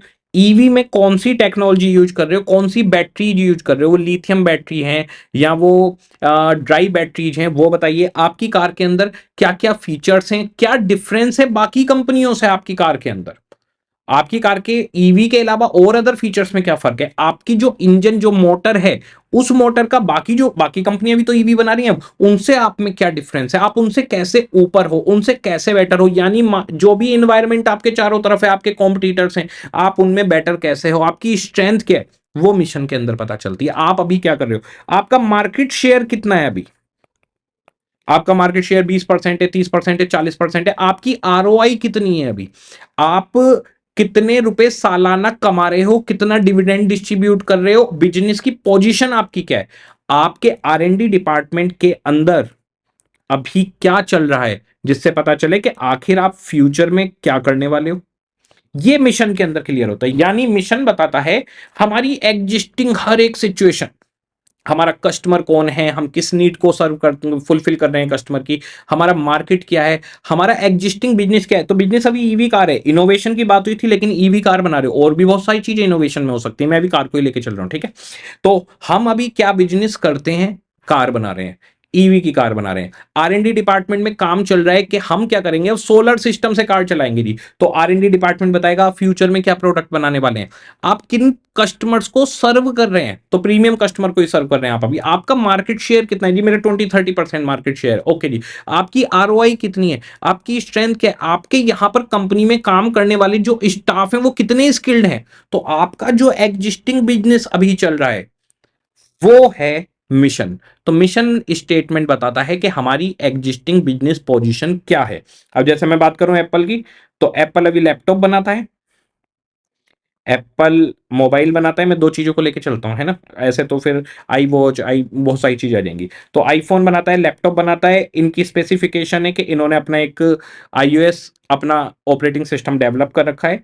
इनका मार्केट स्टेम वर्ल्ड है, ये पूरे 100% ऑल ओवर वर्ल्ड ये फैल चुके हैं। इसके अलावा इनके आर-एन-डी डिपार्टमेंट में मान लीजिए काम चल रहा है टीवी के ऊपर कि हम अब हाई क्वालिटी टीवी बनाएँगे। तो इसका मतलब फ्यूचर में आप टीवी के अंदर भी जाने वाले हैं। तो मिशन स्टेटमेंट बताता है कि आपकी स्ट्रेंथ क्या है, आप कहां तक पहुंच गए, एप्पल का मार्केट शेयर कितना है, प्रॉफिट शेयर कितना है, ये सारी चीजें मिशन स्टेटमेंट के अंदर आ जाएंगी। आपका पूरा एग्जिस्टिंग सब कुछ मिशन स्टेटमेंट के अंदर कवर होगा। यानी विजन फ्यूचर को बताता है लॉन्ग लास्टिंग कहां पहुंचना है, लेकिन मिशन बताता है कहां पहुंच चुके हैं, क्या कर रहे हैं, क्या बना रहे हैं। विजन बताता है हम ऐसे ऐसे इस लाइन में काम करेंगे, हम सॉफ्टवेयर बनाएंगे, हम हार्डवेयर बनाएंगे, हम कार बनाएंगे। मिशन बताता है कौन सी कार, कैसी कार, किस कस्टमर को, कितने मार्केट शेयर पर, क्या टेक्नोलॉजी यूज कर रहे हो, और आर-एन-डी डिपार्टमेंट में क्या कर रहे हो, यानी फ्यूचर में कहां पहुंचने वाले हो, तुम्हारी फ्यूचर की ग्रोथ कितनी होगी, तुम आने वाले कुछ सालों में कहां पहुंच जाओगे। ये सब मिशन स्टेटमेंट बताता है। मिशन स्टेटमेंट में अब एलआईसी क्या करता है जी, इंश्योरेंस देता है अलग अलग तरीके के। और हाउसिंग फाइनेंस है इसका, एलआईसी फाइनेंस, हाउसिंग फाइनेंस, इस तरीके की सर्विसेज। बाकी इसमें आप और भी फाइनेंशियल सर्विसेज मिलती हैं। एचडीएफसी बैंक क्या करता है, हाउसिंग लोन भी देता है, कार लोन भी देता है। तो और जी सेविंग अकाउंट भी चलते हैं इसके अंदर, इसकी एफडी भी चलती हैं। तो मिशन स्टेटमेंट बेसिकली बताता है कि आप अभी कहां तक पहुंचे हैं और आप किस चीज पे काम कर रहे हैं। जैसे कि अभी मैं एक ह्यूमन बीइंग को इन्वॉल्व कर रहा हूं इसमें, जबकि वैसे फाइनेंशियल बात करनी चाहिए, फाइनेंशियल पे भी आ जाएंगे, छोटी सी बात है, क्योंकि हमने एक अच्छा इंसान बनने वाली बात की थी। तो एक अच्छा इंसान बनना है, मैंने देखिए क्या करा। मैंने गुस्सा बहुत ज्यादा आता था मेरे को, बहुत ज्यादा गुस्सा आता था बचपन में, और मैं सामान वगैरह भी तोड़ देता था। मैंने इसके ऊपर पूरा काम किया। मैं अभी तक गुस्सा पूरी तरीके से खत्म कर चुका, मेरे को गुस्सा नहीं आता। ठीक है जी। और क्या किया आपने, सच बोलने की मेरी आदत है, किसी भी हालत में मैं झूठ नहीं बोलता, कभी नहीं। ओके जी, सच बोलते हैं, झूठ नहीं बोलते। लालच मेरे अंदर बिल्कुल भी नहीं है, मेरे को किसी चीज का लालच नहीं। हाँ, लेकिन मेरे अंदर अभी जो एग्जिस्टिंग है वो पता है क्या है, मैं आपको क्लियर, थोड़ा सा जेलसी इशू मेरे अंदर बचा है। पहले बहुत था, लेकिन अब थोड़ा सा बचा है, इसके ऊपर मैं काम कर रहा हूँ। तो अच्छा इंसान बनने मैंने अभी तक क्या करा, गुस्सा छोड़ दिया, सच बोलता हूँ, ऑनेस्टी है, और कमिटमेंट है। बच्चों को अगर कमिटमेंट कराए, ये चीज करवाएंगे तो करवाएंगे। मैंने ये सोच लिया था कि बच्चों को पेपर इजी बनवाना है। जब मैं पढ़ता था तो कॉस्टिंग और एफएम एक साथ होते थे और सबसे भारी पेपर माना जाता था। मैंने सोच लिया था कि इसको आके आसान बनाऊंगा, और कॉस्टिंग एफएम को लड्डू बना दिया और एसएम को अब लड्डू बना रहे हैं। तो मेरा एक ही टारगेट था कि पेपर्स को इजी बनाना है, उसके लिए इतनी रिसर्च, इतनी आर-एन-डी। एक सबसे बड़ा काम बच्चा बन के मैंने सोचा। मैं हमेशा जब पढ़ाता हूं तो मैं सोचता हूं कि एज ए स्टूडेंट अगर मैं सोचूं तो मैं क्या सोच रहा हूं, उस लेवल पे जाके सोचता हूं, तभी मैं बच्चे को वो बात बता पाता हूं जो उस स्टूडेंट लेवल पे समझ में आए। तो मैंने गुस्सा छोड़ दिया अच्छे इंसान बनने के लिए। सच बोलना, ऑनेस्टी शुरू से है, ऑनेस्टी का कभी कोई इशू नहीं रहा। थोड़ा सा मेरे अंदर दो बुरी आदतें बची हैं। जैसे हम लोग कभी साथ में बैठते हैं ना, कुछ दोस्त दोस्त, तो कई बार तीसरे दोस्त की बुराई करने लग जाते हैं, ऐसा है थोड़ा सा। उसमें रस आता है ना बहुत। तो एक तो मैंने वो बिल्कुल खत्म कर दिया है पिछले एक दो साल से उस पर काम। अब मैं कहीं भी देखता हूँ कि किसी की तीसरे की बुराई कर रहे हैं, हम क्यों किसी की बुराई करें भाई, अच्छी बात करनी है करो, बुराई क्यों करें। और दूसरा, मैं किसी को जज नहीं करता, किसी को भी। एक इंसान ने कहा कि वो बंदा बढ़िया है तो ना मैं उसको अच्छा मानता, उसने कहा वो बुरा है ना मैं बुरा मानता। जब तक वो मेरे साथ व्यवहार में नहीं आया, मैं किसी को जज नहीं करता कि वो अच्छा है या बुरा है, किसी के बोलने से नहीं मानता। तो एक थोड़ा सा जेलिसी इशू के भाई, कई बार ऐसा लगता है कि भाई कुछ लोग मतलब है थोड़ा सा जेलिसी इशू, पूरा मैं ऐसे बताऊंगा नहीं। मैं उसके ऊपर काम कर रहा हूँ, आप ये मानो 95% मैंने काम कर लिया है, बस 5% बचा है।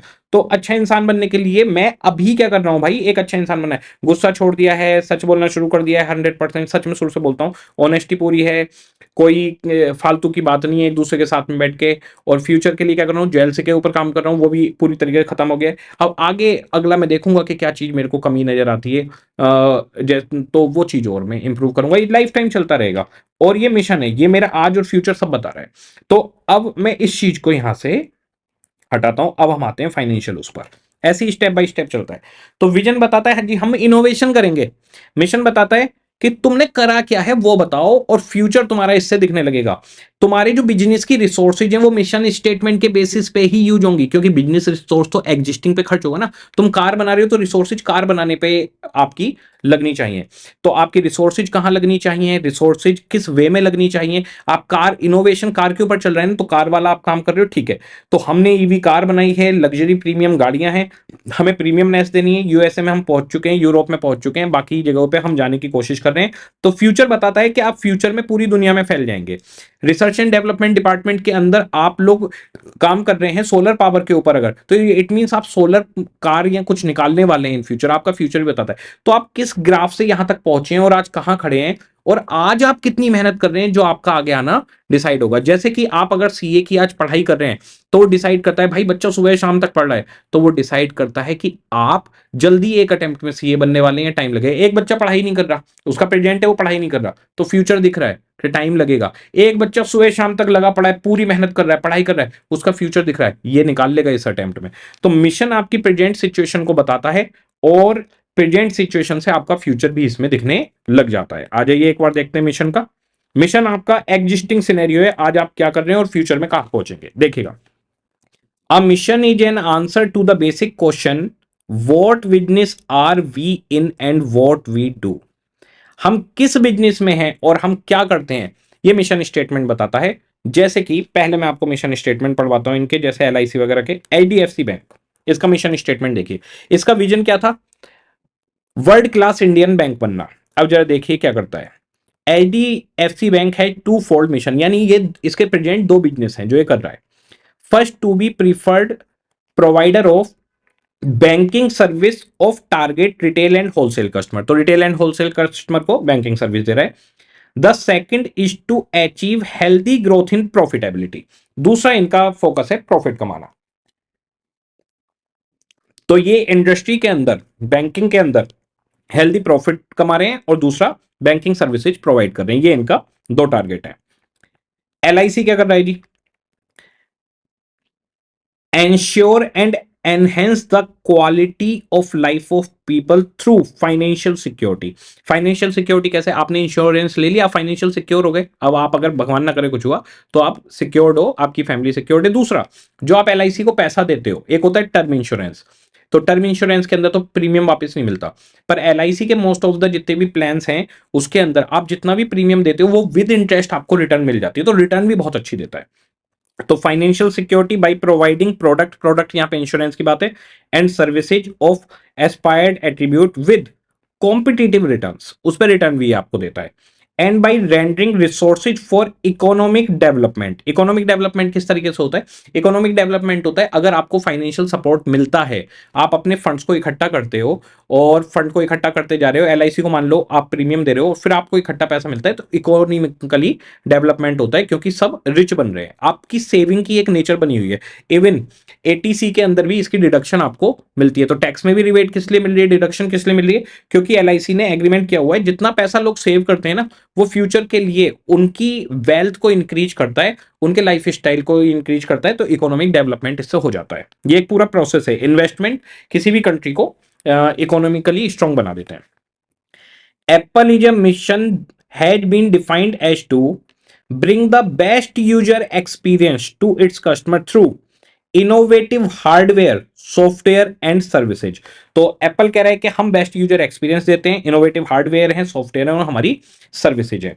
तो मिशन स्टेटमेंट बताता है आप कर क्या रहे हो। एचडीएफसी का मिशन था हम वर्ल्ड क्लास इंडियन बैंक बनेंगे, कर क्या रहा है, अभी बैंकिंग सर्विस दे रहा है, ये बता दिया जी, यहां तक अभी हम ये काम कर रहे हैं।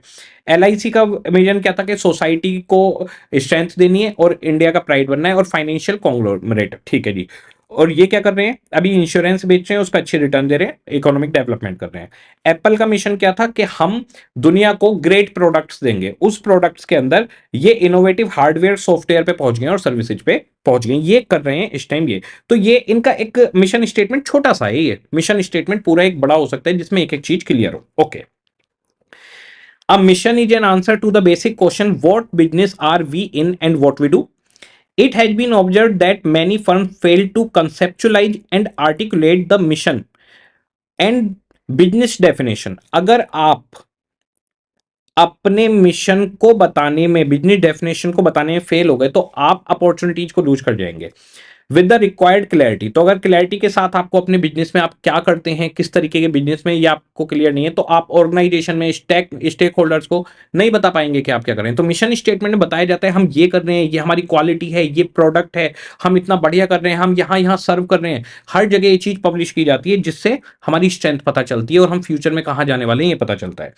तो अगर आपने विद द रिक्वायर्ड क्लैरिटी ये बात नहीं बताई, such firm are seen to be fumble यानी डम, गिरना, in the identification of opportunities and fail in formulating strategy to make use of opportunity। तो आप अपॉर्चुनिटीज को लूज कर जाएंगे। Okay, firms working to manage their organisation strategically can not be lax यानी lenient in the matter of mission and business definition, as the two ideas are absolutely central to the strategic planning।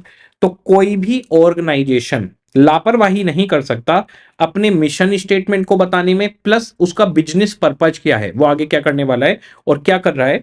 तो अगर आप इसको बताने में leniency कर गए तो ये अफोर्ड नहीं किया जा सकता। ये दो चीजें हैं, मिशन एंड बिजनेस डेफिनेशन, जो इंपॉर्टेंट है। मिशन के अंदर ही बिजनेस डेफिनेशन भी कवर होती है। ओके, अगर आपकी ये दोनों चीजें क्लियर हैं तो आप स्ट्रेटेजिक प्लानिंग प्रॉपर वे में कर पाएंगे, वरना दिक्कत होगी। Okay, the corporate mission is an expression of the growth ambition of the firm.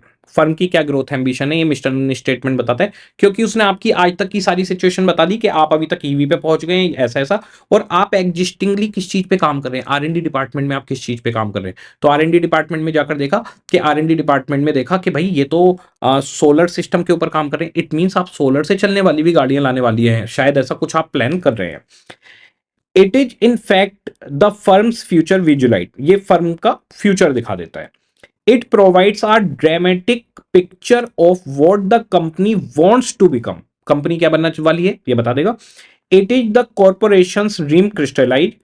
It is a colourful sketch of how the firm wants its future to look irrespective of the current position. तो आपकी current position जो भी है, mission statement ये बता देता है कि आप फ्यूचर में कहां पहुंचने वाले हैं। कैसे बताता है वो बताता हूं। आप एक बात बताइए, आप आज की डेट में स्टेबल नहीं है करियर वाइज, आप तो अभी सीए स्टूडेंट है, लेकिन आपकी रोजाना की पढ़ाई, आपकी रोजाना की मेहनत, और आपने कितने सब्जेक्ट्स कंप्लीट कर लिए हैं। आप एक ग्रुप की पूरी पढ़ाई कर चुके हैं, सेकंड ग्रुप का आपका लास्ट पेपर तैयारी में चल रहा है या सेकंड लास्ट चल रहा है, तो आप ये पोजीशन बता देते हैं कि आने वाले अटेम्प्ट में आप क्या करने वाले हैं।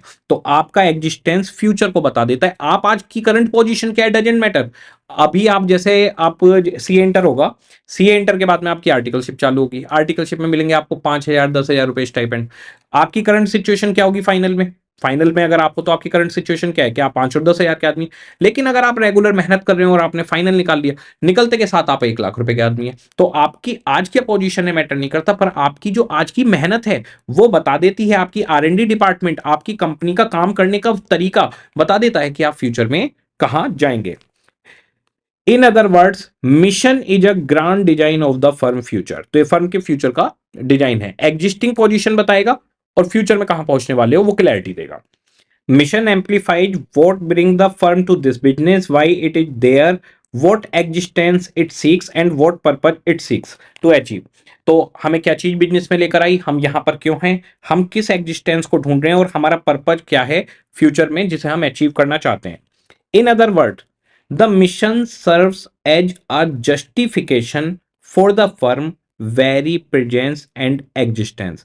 तो मिशन हमें बताता है जस्टिफिकेशन कि हमारी जो एग्जिस्टेंस है, प्रेजेंस है, वो कैसे है, क्यों है और फ्यूचर में हम कहां पहुंचेंगे। It legitimise the firm presence. Legitimise का मतलब होता है किसी चीज को ठोक बजा के प्रूव करना, तो it proves the firm presence. Okay, तो मिशन का अगर सिंपल सी बात की जाए तो हमारे पास मिशन, हम किस बिजनेस में हैं और हम क्या करते हैं इस बारे में हमें बताना है। तो जैसे मैं अब मार्केटिंग करता हूं, देखो किस तरीके से हम नमित अरोड़ा क्लासेज हैं, हम बच्चों को सीए इंटरमीडिएट का कोस्ट एफएम एंड एसएम पढ़ाते हैं। हमारा पढ़ाया हुआ बच्चा हमेशा पास होता है, हमारे यहाँ से हमेशा एग्जामिशन आती है, हमारे पढ़ाने की क्वालिटी बहुत ही ज्यादा हाई है। वो हम बच्चे को इस तरह से पढ़ाते हैं कि वो बात बच्चे के दिमाग में बैठ जाती है और वो उसे कभी भूलता नहीं है। हम बच्चे के साथ लास्ट तक लगे रहते हैं, यूट्यूब पे रिवीजन करवाते हैं और बच्चे को रिवीजन करवा करवा के, पढ़ा पढ़ा के, बातें बार बार बता बताकर पास करवा कर ही छोड़ते हैं। इसके अलावा हम बच्चे को हमेशा सपोर्ट करते हैं, हम बच्चे के सीए बनने के बाद तक उससे कनेक्टेड रहते हैं। तो सीए के साथ भी और सीए के बाद भी नमित अरोड़ा क्लासेज, ये है एक मिशन स्टेटमेंट। मैंने क्या बताया कि हम क्या कर रहे हैं। नमित अरोड़ा क्लासेज बच्चों को पढ़ाता है, ये सब्जेक्ट पढ़ाता है, ऐसे पास करवाता है, ये हमारी क्वालिटी है, ये मिशन स्टेटमेंट है। और ये फ्यूचर भी बताता है कि अब आप आगे क्या करने वाले हो। जैसे मिशन स्टेटमेंट के अंदर मान लीजिए मैं आज की डेट में, आप मेरे स्टूडियो में आए और आप देखते हो एएफएम सीए फाइनल का जो एफएम है उसकी बुक्स और नोट्स रखे हैं, तो इससे क्या समझ में आता है मैं आज क्या कर रहा हूं। इसका मतलब सर अब बहुत जल्दी फाइनल का एएफएम भी स्टार्ट करने वाले हैं। तो आप जो कर रहे हो तो ना आज, उससे फ्यूचर भी आपका पता चल जाता है। Why should an organisation have a mission. अच्छा, जैसे एग्जाम में क्वेश्चन आएंगे तो मैंने क्या किया हुआ है, जैसे मिशन से रिलेटेड सारी चीजें वो आपको यहां पर मिल रही हैं। तो मिशन के बारे में पूछता है तो सिर्फ सिंपल सी डेफिनेशन दी, हो गया काम। Why should an organisation have a mission, ये एक अलग क्वेश्चन आएगा। तो जैसे क्वेश्चन आएगा अकॉर्डिंगली उसका आंसर दे देंगे कि भाई ऑर्गेनाइजेशन को मिशन की क्यों जरूरत है, तो ये रीजन हमें बताने हैं। ओके, तो मिशन इसलिए होना चाहिए जिससे कि जो भी बिजनेस का पर्पज है उसमें क्लैरिटी रहे। एंश्योर अनएनिमिटी ऑफ द पर्पज, तो अनएनिमिटी यानी क्लैरिटी होनी चाहिए कि आपका पर्पज क्या है। हमारे पास जो भी रिसोर्सेज हैं उनको एलोकेशन करने का बेस देता है मिशन। तो हम जो बिजनेस कर रहे हैं उसी से तो पता चलेगा रिसोर्सेज कैसे एलोकेट होंगे। और मोटिवेट करता है उनको यूज करने का, तो ऑर्गेनाइजेशन की जो रिसोर्सेज हैं उनको यूज करने का मोटिवेशन किस तरीके से, जैसे हम ईवी के बिजनेस में है हम, या मैं अपने नमित अरोड़ा क्लासेज की बात करता हूं। नमित अरोड़ा क्लासेज आपको बेहतरीन रिवीजन करवाता है, तो अब मेरे को रिवीजन करवाने के लिए जितने भी रिसोर्सेज हैं, बढ़िया रिवीजन करवाने के लिए वो मोटिवेट करेंगे कि उन सारी रिसोर्सेज को मैं आपको दूं और बेटर रिवीजन करवाऊं। तो एक ईवी की हाई क्वालिटी कार बनानी है, तो मेरे को हाई क्वालिटी कार बनाने के लिए जितने भी फर्म के ऑर्गेनाइजेशन के रिसोर्सेज हैं उनको पूरी तरीके से यूटिलाइज करने का मोटिवेशन मिल रहा है कि हाँ इनको इस्तेमाल करो, बढ़िया कार बनाओ, बढ़िया प्रोडक्ट दो, बढ़िया मोबाइल दो। तो ये यहां पर मोटिवेशन का काम करता है रिसोर्सेज के लिए। एस्टेब्लिश अ जनरल टोन, ये एक पूरे ऑर्गेनाइजेशन में एक जनरल टोन सेट करता है कि हम क्या करते हैं, हम किस बिजनेस में है। ये फोकल पॉइंट यानी जिस पॉइंट को देखकर लोग हमें इवेल्युएट करते हैं, हम किस बिजनेस में है, कैसा कर रहे हैं, हमारी परफॉर्मेंस कैसी है, उसका फोकल पॉइंट बनता है। To serve as a focal point for those who can identify with the business organisation purpose and direction. तो पर्पज और डायरेक्शन को जो भी पहचानते हैं, देखते हैं, उनके लिए फोकल पॉइंट बनता है कि अच्छा ये इस बिजनेस में ये काम कर रहे हैं, ये यहां तक पहुंच गए हैं। To facilitate the translation of objective and goals into work structure. अभी हमारे पास में गोल्स एंड ऑब्जेक्टिव आएगा एक टॉपिक कि हमारा अब बिजनेस का गोल एंड ऑब्जेक्टिव क्या है, तो हमारा मिशन स्टेटमेंट उसे फ्रेमवर्क देता है, लेकिन ये बात उसके बाद ज्यादा क्लियर हो जाएगी।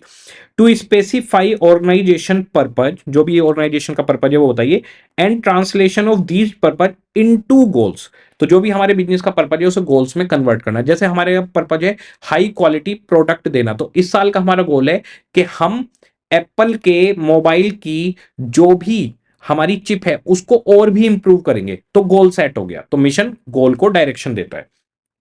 अब हमारे पास अगर हम बात करते हैं शॉर्ट में कि भाई मिशन स्टेटमेंट या मिशन क्यों जरूरी है, तो जिससे हमारा जो भी बिजनेस पर्पज है वो क्लियर रहे, हम अपने ऑर्गेनाइजेशन के रिसोर्सेज को एलोकेट कर पाए, उसका स्टैंडर्ड देता है, उनको यूज करने का मोटिवेशन देता है, हमारे पूरे बिजनेस की एक जनरल टोन एस्टेब्लिश करता है, जो हमारे बिजनेस को इवेल्युएट कर सकते हैं, हमारे पर्पज को, प्लानिंग को आइडेंटिफाई कर सकते हैं, उनको एक फोकल पॉइंट देता है। अच्छा ये काम करते हैं, ये इस तरह से काम करते हैं। ये हमारे गोल्स और ऑब्जेक्टिव को वर्क स्ट्रक्चर में कन्वर्ट करता है और ऑर्गेनाइजेशन के पर्पज को गोल में कन्वर्ट करता है। A company mission statement is typically focused on its present business scope. तो हमारा जो मिशन स्टेटमेंट है वो प्रेजेंट बिजनेस पर फोकस है। Who we are and what we do, हम क्या हैं और क्या करते हैं। इसके बाद एचडीएफसी, एलआईसी और एप्पल आ गया। अच्छा, अब बच्चे के सामने क्वेश्चन आता है कि सर जैसे आपने पहले मिशन बता भी दिया कि हाँ हमारी एग्जिस्टिंग पूरी सिनेरियो, और आपने उसको पूरा अच्छे से रीड करवा के समझा भी दिया लाइंस वगैरह को, अब हम घर पे पढ़ेंगे तो हमें पूरी तरह से क्लियर भी हो जाएगा। पर सर हमें एग्जाम में किस तरीके से लिखना है वो भी मैं आपको बताऊंगा कि एग्जाम में किस तरह से क्वेश्चन आएंगे और हम किस तरह से लिख कर आएंगे। क्या सर जितना हम पढ़ रहे हैं वो सारा का सारा लिखना पड़ेगा? बेटा आज तक ऐसा कभी हुआ है? आज तक ऐसा कभी हुआ है कि आपने जितना पढ़ा हो उतना लिख पाए? जितना पढ़ोगे उसका कम ही लिख पाओगे। हमने स्टडी मैट में से कुछ भी कटिंग नहीं करी है, स्टडी मैट में हर बात को 4-4 बार घुमा के, जैसे यहां भी लिखा है what business we are and what we do, फिर लास्ट में बात को कंप्लीट करते हुए कह दिया who we are what we do.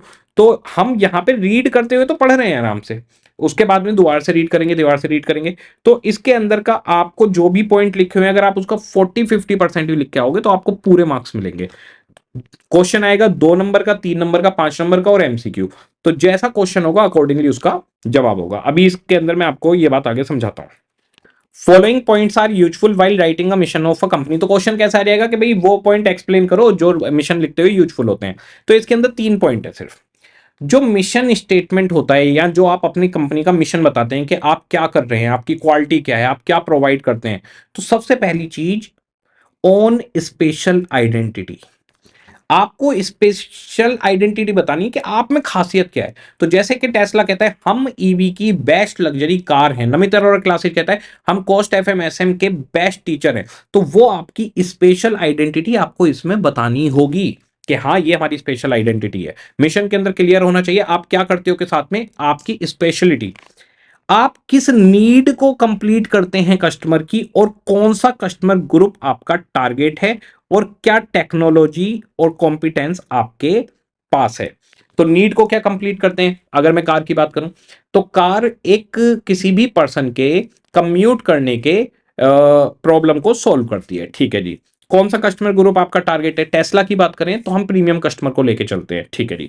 Technology हम ईवी यूज करते हैं, कॉम्पिटेंसीज हम इसमें बेस्ट हैं, हमसे ज्यादा कॉम्पिटेंट इसमें, कॉम्पिटेंसी यानी आपके स्किल्स, आप किस लेवल पर काम कर रहे हैं, एक्सपर्टीज आपका, तो हम इसमें सबसे ऊपर चल रहे हैं टेस्ला की बात करें तो। Okay, good mission statement must be unique to आपके ऑर्गेनाइजेशन। तो ये आपके ऑर्गेनाइजेशन के लिए यूनिक होना चाहिए। तो एक मिशन स्टेटमेंट दूसरे ऑर्गेनाइजेशन पे काम नहीं कर सकता, ऑब्वियस सी बात है। हमारे ऑर्गेनाइजेशन में हम क्या कर रहे हैं, हमारी क्या स्पेशलिटी है, हमारी क्या यूनिकनेस है, वो डिफरेंट होगी बाकी से।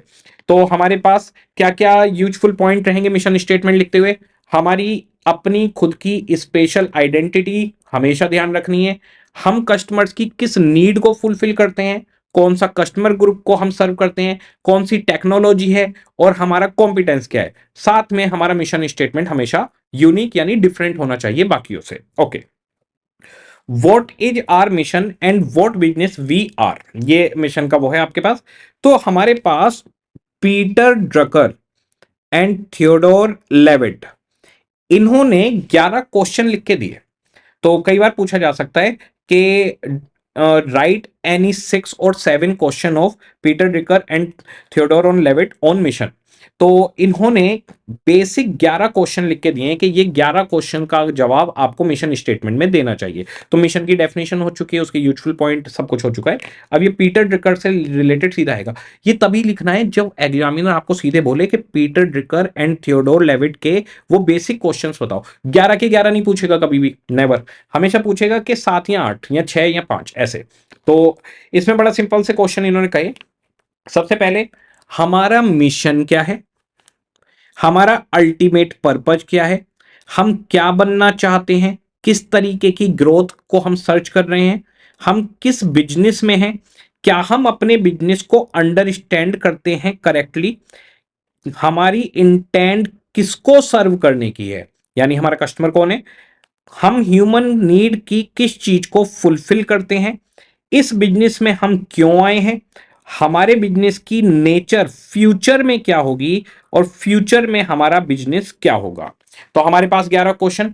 हमारा मिशन क्या है, हमारे बिजनेस का पर्पज क्या है, हम क्या बनना चाहते हैं, किस तरीके की ग्रोथ चाहते हैं, हम किस बिजनेस में हैं, क्या हम अपने बिजनेस को समझते हैं, हम किसको सर्व कर रहे हैं, हम कौन सी ह्यूमन नीड को सर्व कर रहे हैं, हम इस बिजनेस में कैसे आए, फ्यूचर में हमारे बिजनेस की नेचर क्या होगी, और फ्यूचर में हमारा बिजनेस क्या होगा। फिर से एक बार बताइए, हमारा मिशन क्या है, हमारा अल्टीमेट पर्पज क्या है, हम क्या बनना चाहते हैं, किस टाइप की ग्रोथ चाहते हैं, हम क्या बिजनेस कर रहे हैं, क्या हम अपने बिजनेस को अच्छे से समझते हैं, हम किसको सर्व कर रहे हैं, हम उसकी किस नीड को फुलफिल कर रहे हैं, हम फ्यूचर में हमारे बिजनेस की नेचर क्या होगी, और हम फ्यूचर में अपने बिजनेस कौन सा बिजनेस कर रहे होंगे। ये 11 क्वेश्चन आपसे पूछे जा सकते हैं, मतलब 11 में से कहा जाएगा से 4 या 5 कोई भी बता दो। ओके, पीटर ड्रकर ने कहा कि जो मिशन स्टेटमेंट होना चाहिए ना, मिशन स्टेटमेंट थोड़ा सा मार्केटिंग वाला होना चाहिए।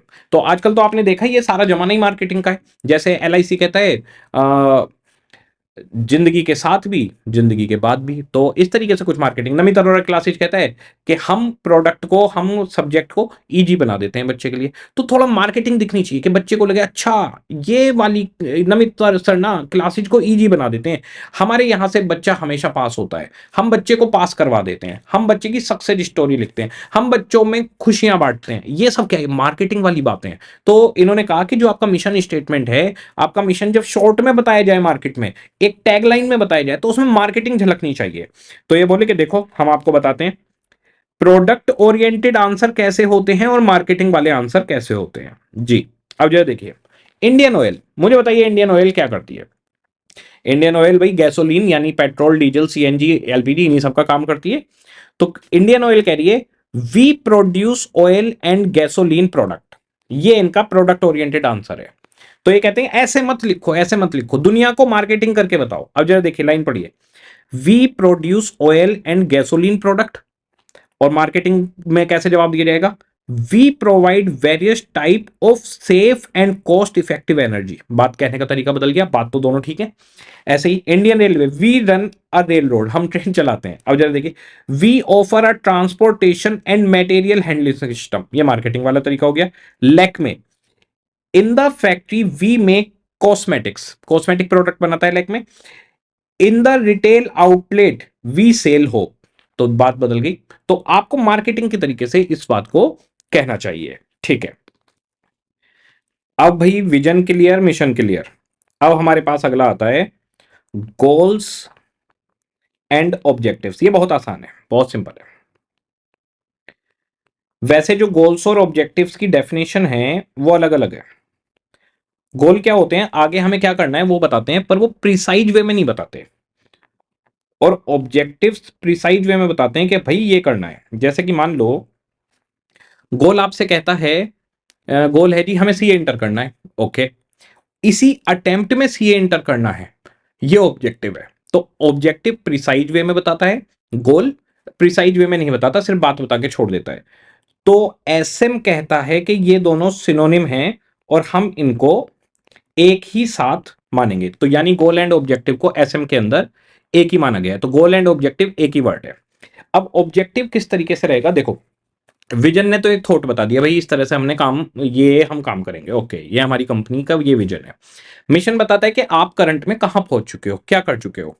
ऑब्जेक्टिव्स आपके बताते हैं कि नियर बाई फ्यूचर में अब आपके एक्शंस क्या होंगे। जो स्ट्रेटजी है ना बेसिकली, वो ऑब्जेक्टिव्स के चारों तरफ घूमती रहेगी। तो हमारी जो स्ट्रेटजी है, जो बिजनेस के एक्शन है, जो रिसोर्सेज हैं, पूरा डायरेक्शन है, वो सारा का सारा घूमेगा उन ऑब्जेक्टिव्स को फुलफिल करने में। अगर वो ऑब्जेक्टिव्स आप फुलफिल कर पाते हैं तो इसका मतलब आपकी परफॉर्मेंस बढ़िया चल रही है। वो आप अचीव नहीं कर पाते टाइमली, तो आपको अपनी स्ट्रेटजीज को मोल्ड करना पड़ेगा, चेंज करना पड़ेगा।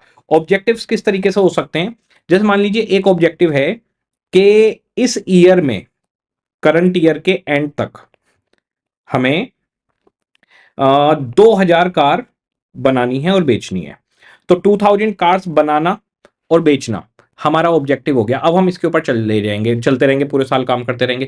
हमें बीच बीच में रिव्यू भी करना पड़ेगा, जैसे क्वार्टरली रिव्यू कि क्या हम ऑब्जेक्टिव पे पहुंचे। मान लो पहले क्वार्टर में आप सिर्फ 100 गाड़ियां बना पाए, तो भाई स्पीडी वे में काम करो, ऐसे काम नहीं चलेगा, मार्केटिंग करो, गाड़ियां बेचो, ओके।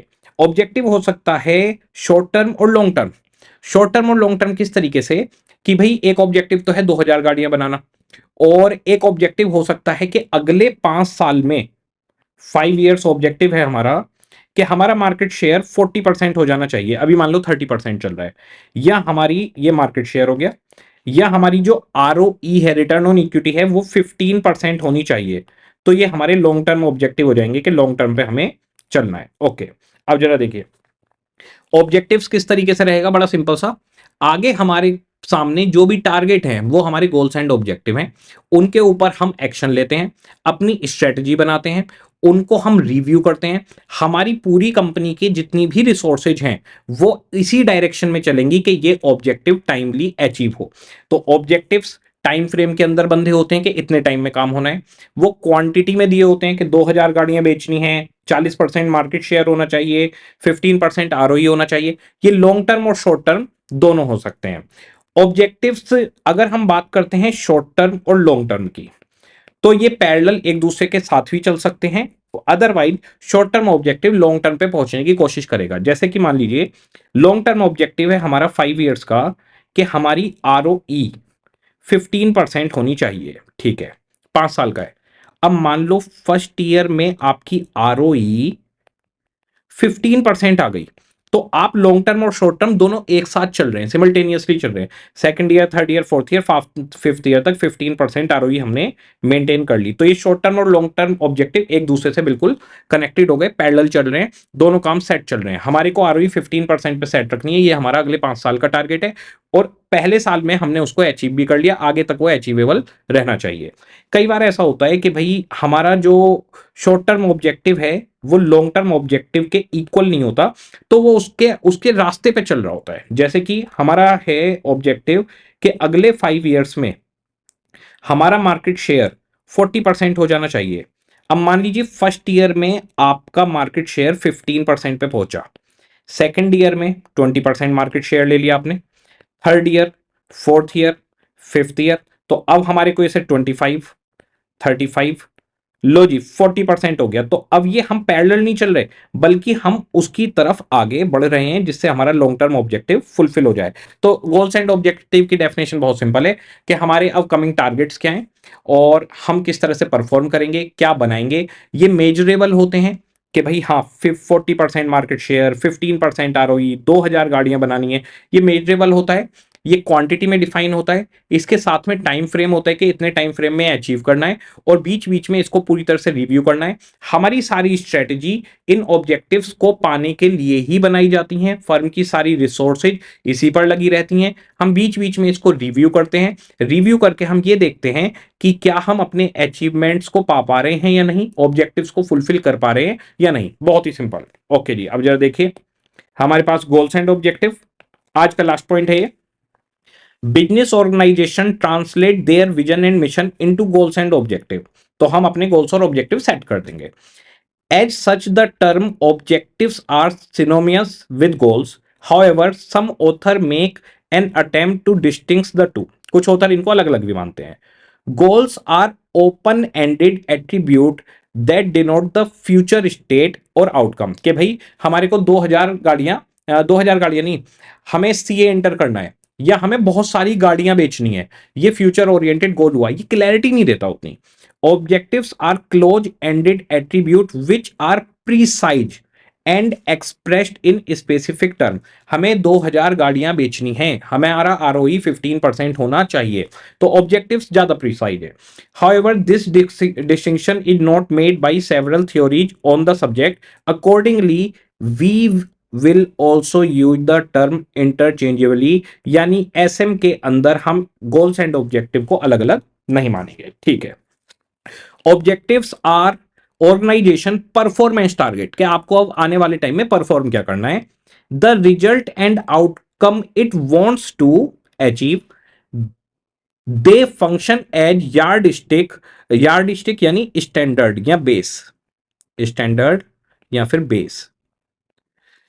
दे फंक्शन एज स्टैंडर्ड और base for tracking the organisation performance and progress. तो जैसे हम अचीव करना चाहते हैं कि 2000 कार्स एक साल में बिके, तो एक क्वार्टर में आपने कितनी बेची, इससे आपकी परफॉर्मेंस और प्रोग्रेस का आइडिया लग जाएगा।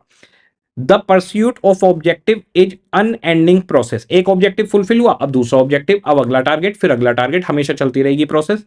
सच that organisation sustain themselves, they provide meaning and sense of direction to organisation endeavour. तो हमारे पास जो भी आपका डायरेक्शन है वो ऑब्जेक्टिव की तरफ जाएगा, तो बिजनेस सेंस जो देता है, जो मीनिंग देता है डायरेक्शन को, वो आपके ऑब्जेक्टिव्स देते हैं। ऑर्गेनाइजेशनल स्ट्रक्चर, ऑर्गेनाइजेशन का पूरा structure and activities are designed and resources are allocated around the objectives to facilitate their achievement. तो हमारे जितने भी ऑर्गेनाइजेशन के जो भी रिसोर्सेज हैं, जितनी भी स्ट्रेटजी हैं, जो भी स्ट्रक्चर है, वो सब ऑब्जेक्टिव को फुलफिल करने के लिए झोंक देते हैं हम लोग। They also act as benchmark for guiding organisational activity and for evaluating how the organisation is performing. तो जैसे हमारा ऑब्जेक्टिव है कि हमें 15% आरओई पहुंचना है, तो एक बेंचमार्क बन गया कि हमें ये अचीव करना है, ये हमारा एक टारगेट बन गया। बेंचमार्क का मतलब होता है जो चीज कभी भी किसी के साथ कंपैरिजन करने में काम आ सकती है। तो एक बेंचमार्क बन गया 15%, तो अब अगला ऑब्जेक्टिव इससे बेटर होना चाहिए कि अब हम 20% आरओई कैसे निकालें। अगर कैरेक्टरिस्टिक्स की बात करें, objective should define the organisation relationship with the environment. जैसे कि अभी हमारा मार्केट शेयर 20% है और हमारा ऑब्जेक्टिव है कि हम 30% मार्केट शेयर पाना चाहते हैं। इसका मतलब मार्केट का 70% शेयर और लोगों के पास है, इन फ्यूचर होगा। और अभी हमारा मार्केट शेयर है 20%। इसका मतलब करंट मार्केट शेयर बाकी लोगों के पास 80% है। 80% माल मार्केट में बाकी दूसरे लोगों का बिक रहा है। तो ऑर्गेनाइजेशन के साथ रिलेशनशिप क्लियर करता है। They should be facilitative towards achievement of mission and purpose. तो जो हमारे बिजनेस का मिशन है, जो भी बिजनेस पर्पज है, उसके अचीवमेंट के लिए ये लग जाते हैं। They should provide the basis for strategic decision making. Decision making इन्हीं के लिए चलती है जो हमारे करंट ऑब्जेक्टिव हैं या फिर लॉन्ग टर्म है। They should provide standard for performance appraisal. तो एक स्टैंडर्ड देते हैं, जैसे आरओई 15% होना चाहिए और 14% रह गया तो हम स्टैंडर्ड से कम रह गए। 16% पे पहुंच गए तो आप स्टैंडर्ड से बेटर काम कर गए। ये कॉन्क्रीट और स्पेसिफिक होने चाहिए, बिल्कुल कि भाई हमारे को 2000 कार्स बेचनी है, हमारा मार्केट शेयर 40% होना चाहिए। ये टाइम फ्रेम से बंदे होने चाहिए, कितने टाइम में आपको ये काम करना है। ये मेजर किए जा सकते हैं और कंट्रोल किए जा सकते हैं। मेजरेबल यानी 2000 कार्स हो गई, 15% आरओआई आ गया, ये मेजरेबल है। और ये कंट्रोल किया जा सकता है, इट मींस कि हमारे पास में हम 2000 कार्स बना रहे हैं या नहीं, 15% अचीव कर रहे हैं या नहीं, उस पर कंट्रोलिंग हम कर सकते हैं। ये चैलेंजिंग होने चाहिए। अब मान लो, आप एक बात बताओ, आपका अगर करंट आरओई 15% है और आपका ऑब्जेक्टिव भी आरओई 15% है, तो ये चैलेंजिंग नहीं हुआ। चैलेंजिंग तब हुआ जब आप जो कर रहे हैं उससे बेटर टारगेट लेके चले। तो अगर हम 8 घंटे पढ़ाई कर रहे हैं, अब हमें 10 घंटे पढ़ाई करनी है, ये एक चैलेंजिंग हो गया। तो ऑब्जेक्टिव्स चैलेंजिंग होने चाहिए। Different objectives should be correlate. अलग अलग अगर ऑब्जेक्टिव है वो एक दूसरे से कोरिलेट होने चाहिए। जैसे कि मान लीजिए अभी हम 1000 कार पर एनम बेचते हैं और हमारा आरओई 10% है। कल को हम 1500 कार्स बेचेंगे, मैं मान लेता हूं सब वेरिएबल कॉस्ट है, तो हमारा ऑब्जेक्टिव 15% आरओई होना चाहिए। तो ये कोरिलेट होने चाहिए कि जितने जैसे आप कार्स की वॉल्यूम बढ़ा रहे हो, अकॉर्डिंगली आप प्रॉफिट भी बढ़ा रहे हो या नहीं बढ़ा रहे हो, तो कोरिलेट होते हुए दिखने चाहिए। Objective should be set within the constraint of organisation resources and external environment. तो हम जो भी ऑब्जेक्टिव सेट करें वो हमारी ऑर्गेनाइजेशन के जो भी रिसोर्सेज हैं उनके अंदर में आना चाहिए। लाइक मान लीजिए आपके जो प्लांट है, वो प्लांट सिर्फ 1200 कार्स ही बना सकता है साल में, और आपने टारगेट रख दिया 2000 कार्स का, तो ये टारगेट फेल हो जाएगा।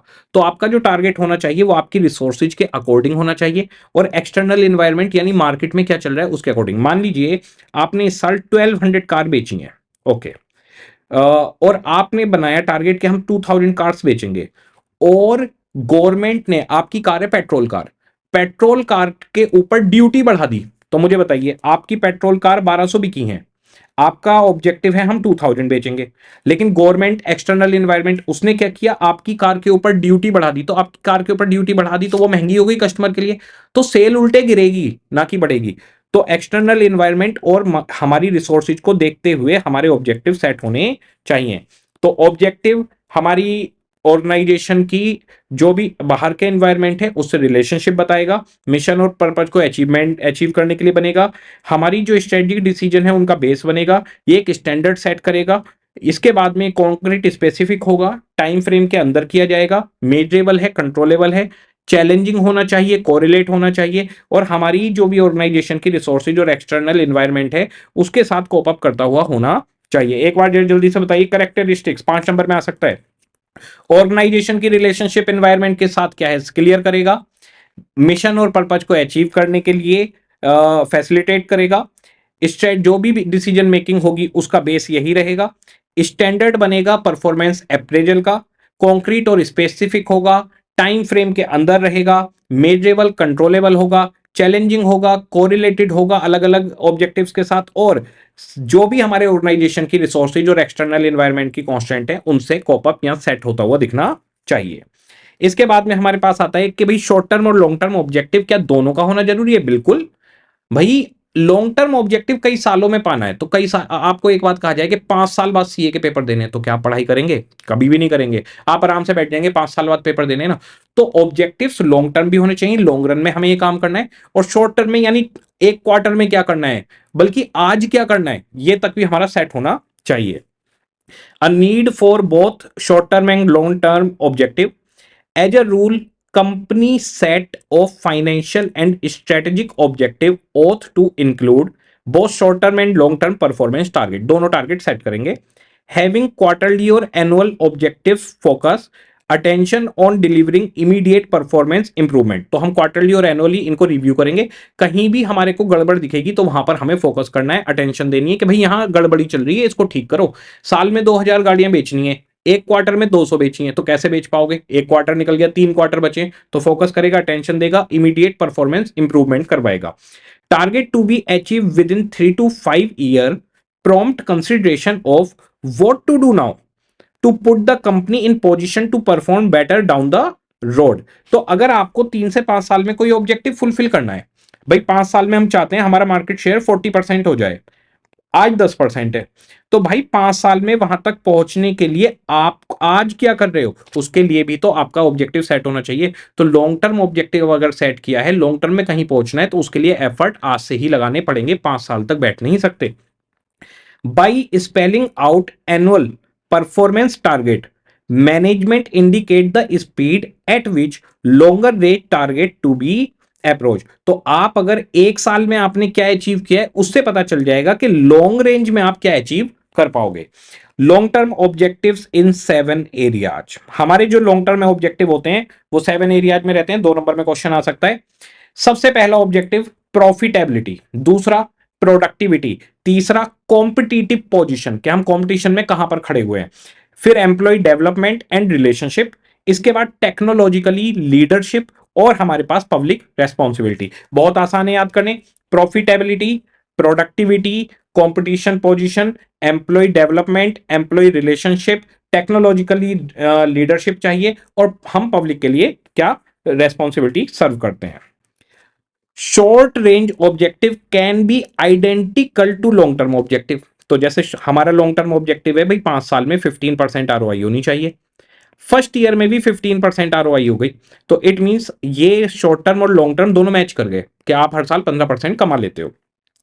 If organization is already performing at the targeted long term level, for instance, if company has an ongoing objective of 15% profit growth every year and is currently achieving this objective, then company's long range and short range objective for increasing profit coincide। तो दोनों एक दूसरे के identical हो गए। तो हमें 5 साल में ही 15% प्रॉफिट कमाना है, ये हमारा टारगेट था, और हर साल भी हम 15% प्रॉफिट कमा रहे हैं, तो दोनों आइडेंटिकल हो गए, कोइंसाइड हो गए।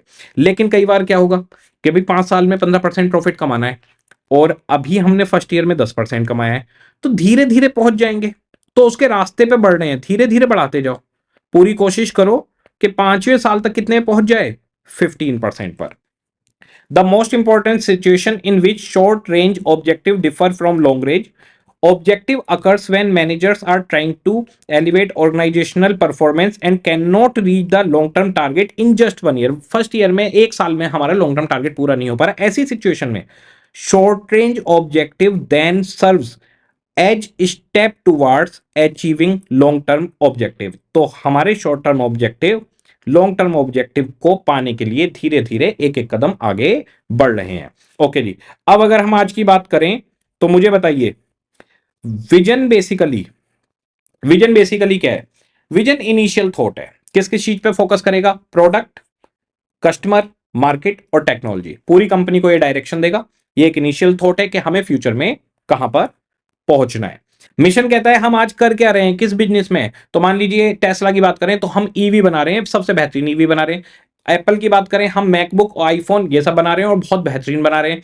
अगर मैं ताज होटल्स की बात करूं तो हम बहुत ही बढ़िया होटल है और बहुत अच्छा परफॉर्म कर रहे हैं। तो आज की आपकी सिचुएशन को मिशन क्लैरिटी देता है कि आखिर आप आज क्या कर रहे हैं। इसके बाद में हमारे पास गोल्स एंड ऑब्जेक्टिव है कि अब हमें आगे क्या करना है। तो ये 3 सिचुएशन हमने पढ़ी, vision, initial thought, mission, current situation and future का हमारा एक ग्राफ जो हम आज कर रहे हैं उससे हमारा फ्यूचर नजर आता है। गोल्स एंड ऑब्जेक्टिव हैं हमारे अपकमिंग टारगेट्स, ये लॉन्ग टर्म और शॉर्ट टर्म हो सकते हैं। आपको ये 3 चीजें पढ़कर आनी है। कल हम इसका रिवीजन करेंगे और फिर आगे बढ़ेंगे। Vision, point number 5, point number 6 mission, point number 5 vision, vision और मिशन का सेम हो गया 5 और 6 है, और फिर उसके बाद में हमारा गोल्स एंड ऑब्जेक्टिव। तो कल आप लोग ये करके आइएगा, फिर हम मिलते हैं और इसको आगे बढ़ाएंगे। ओके जी, सभी को टाटा बाय बाय।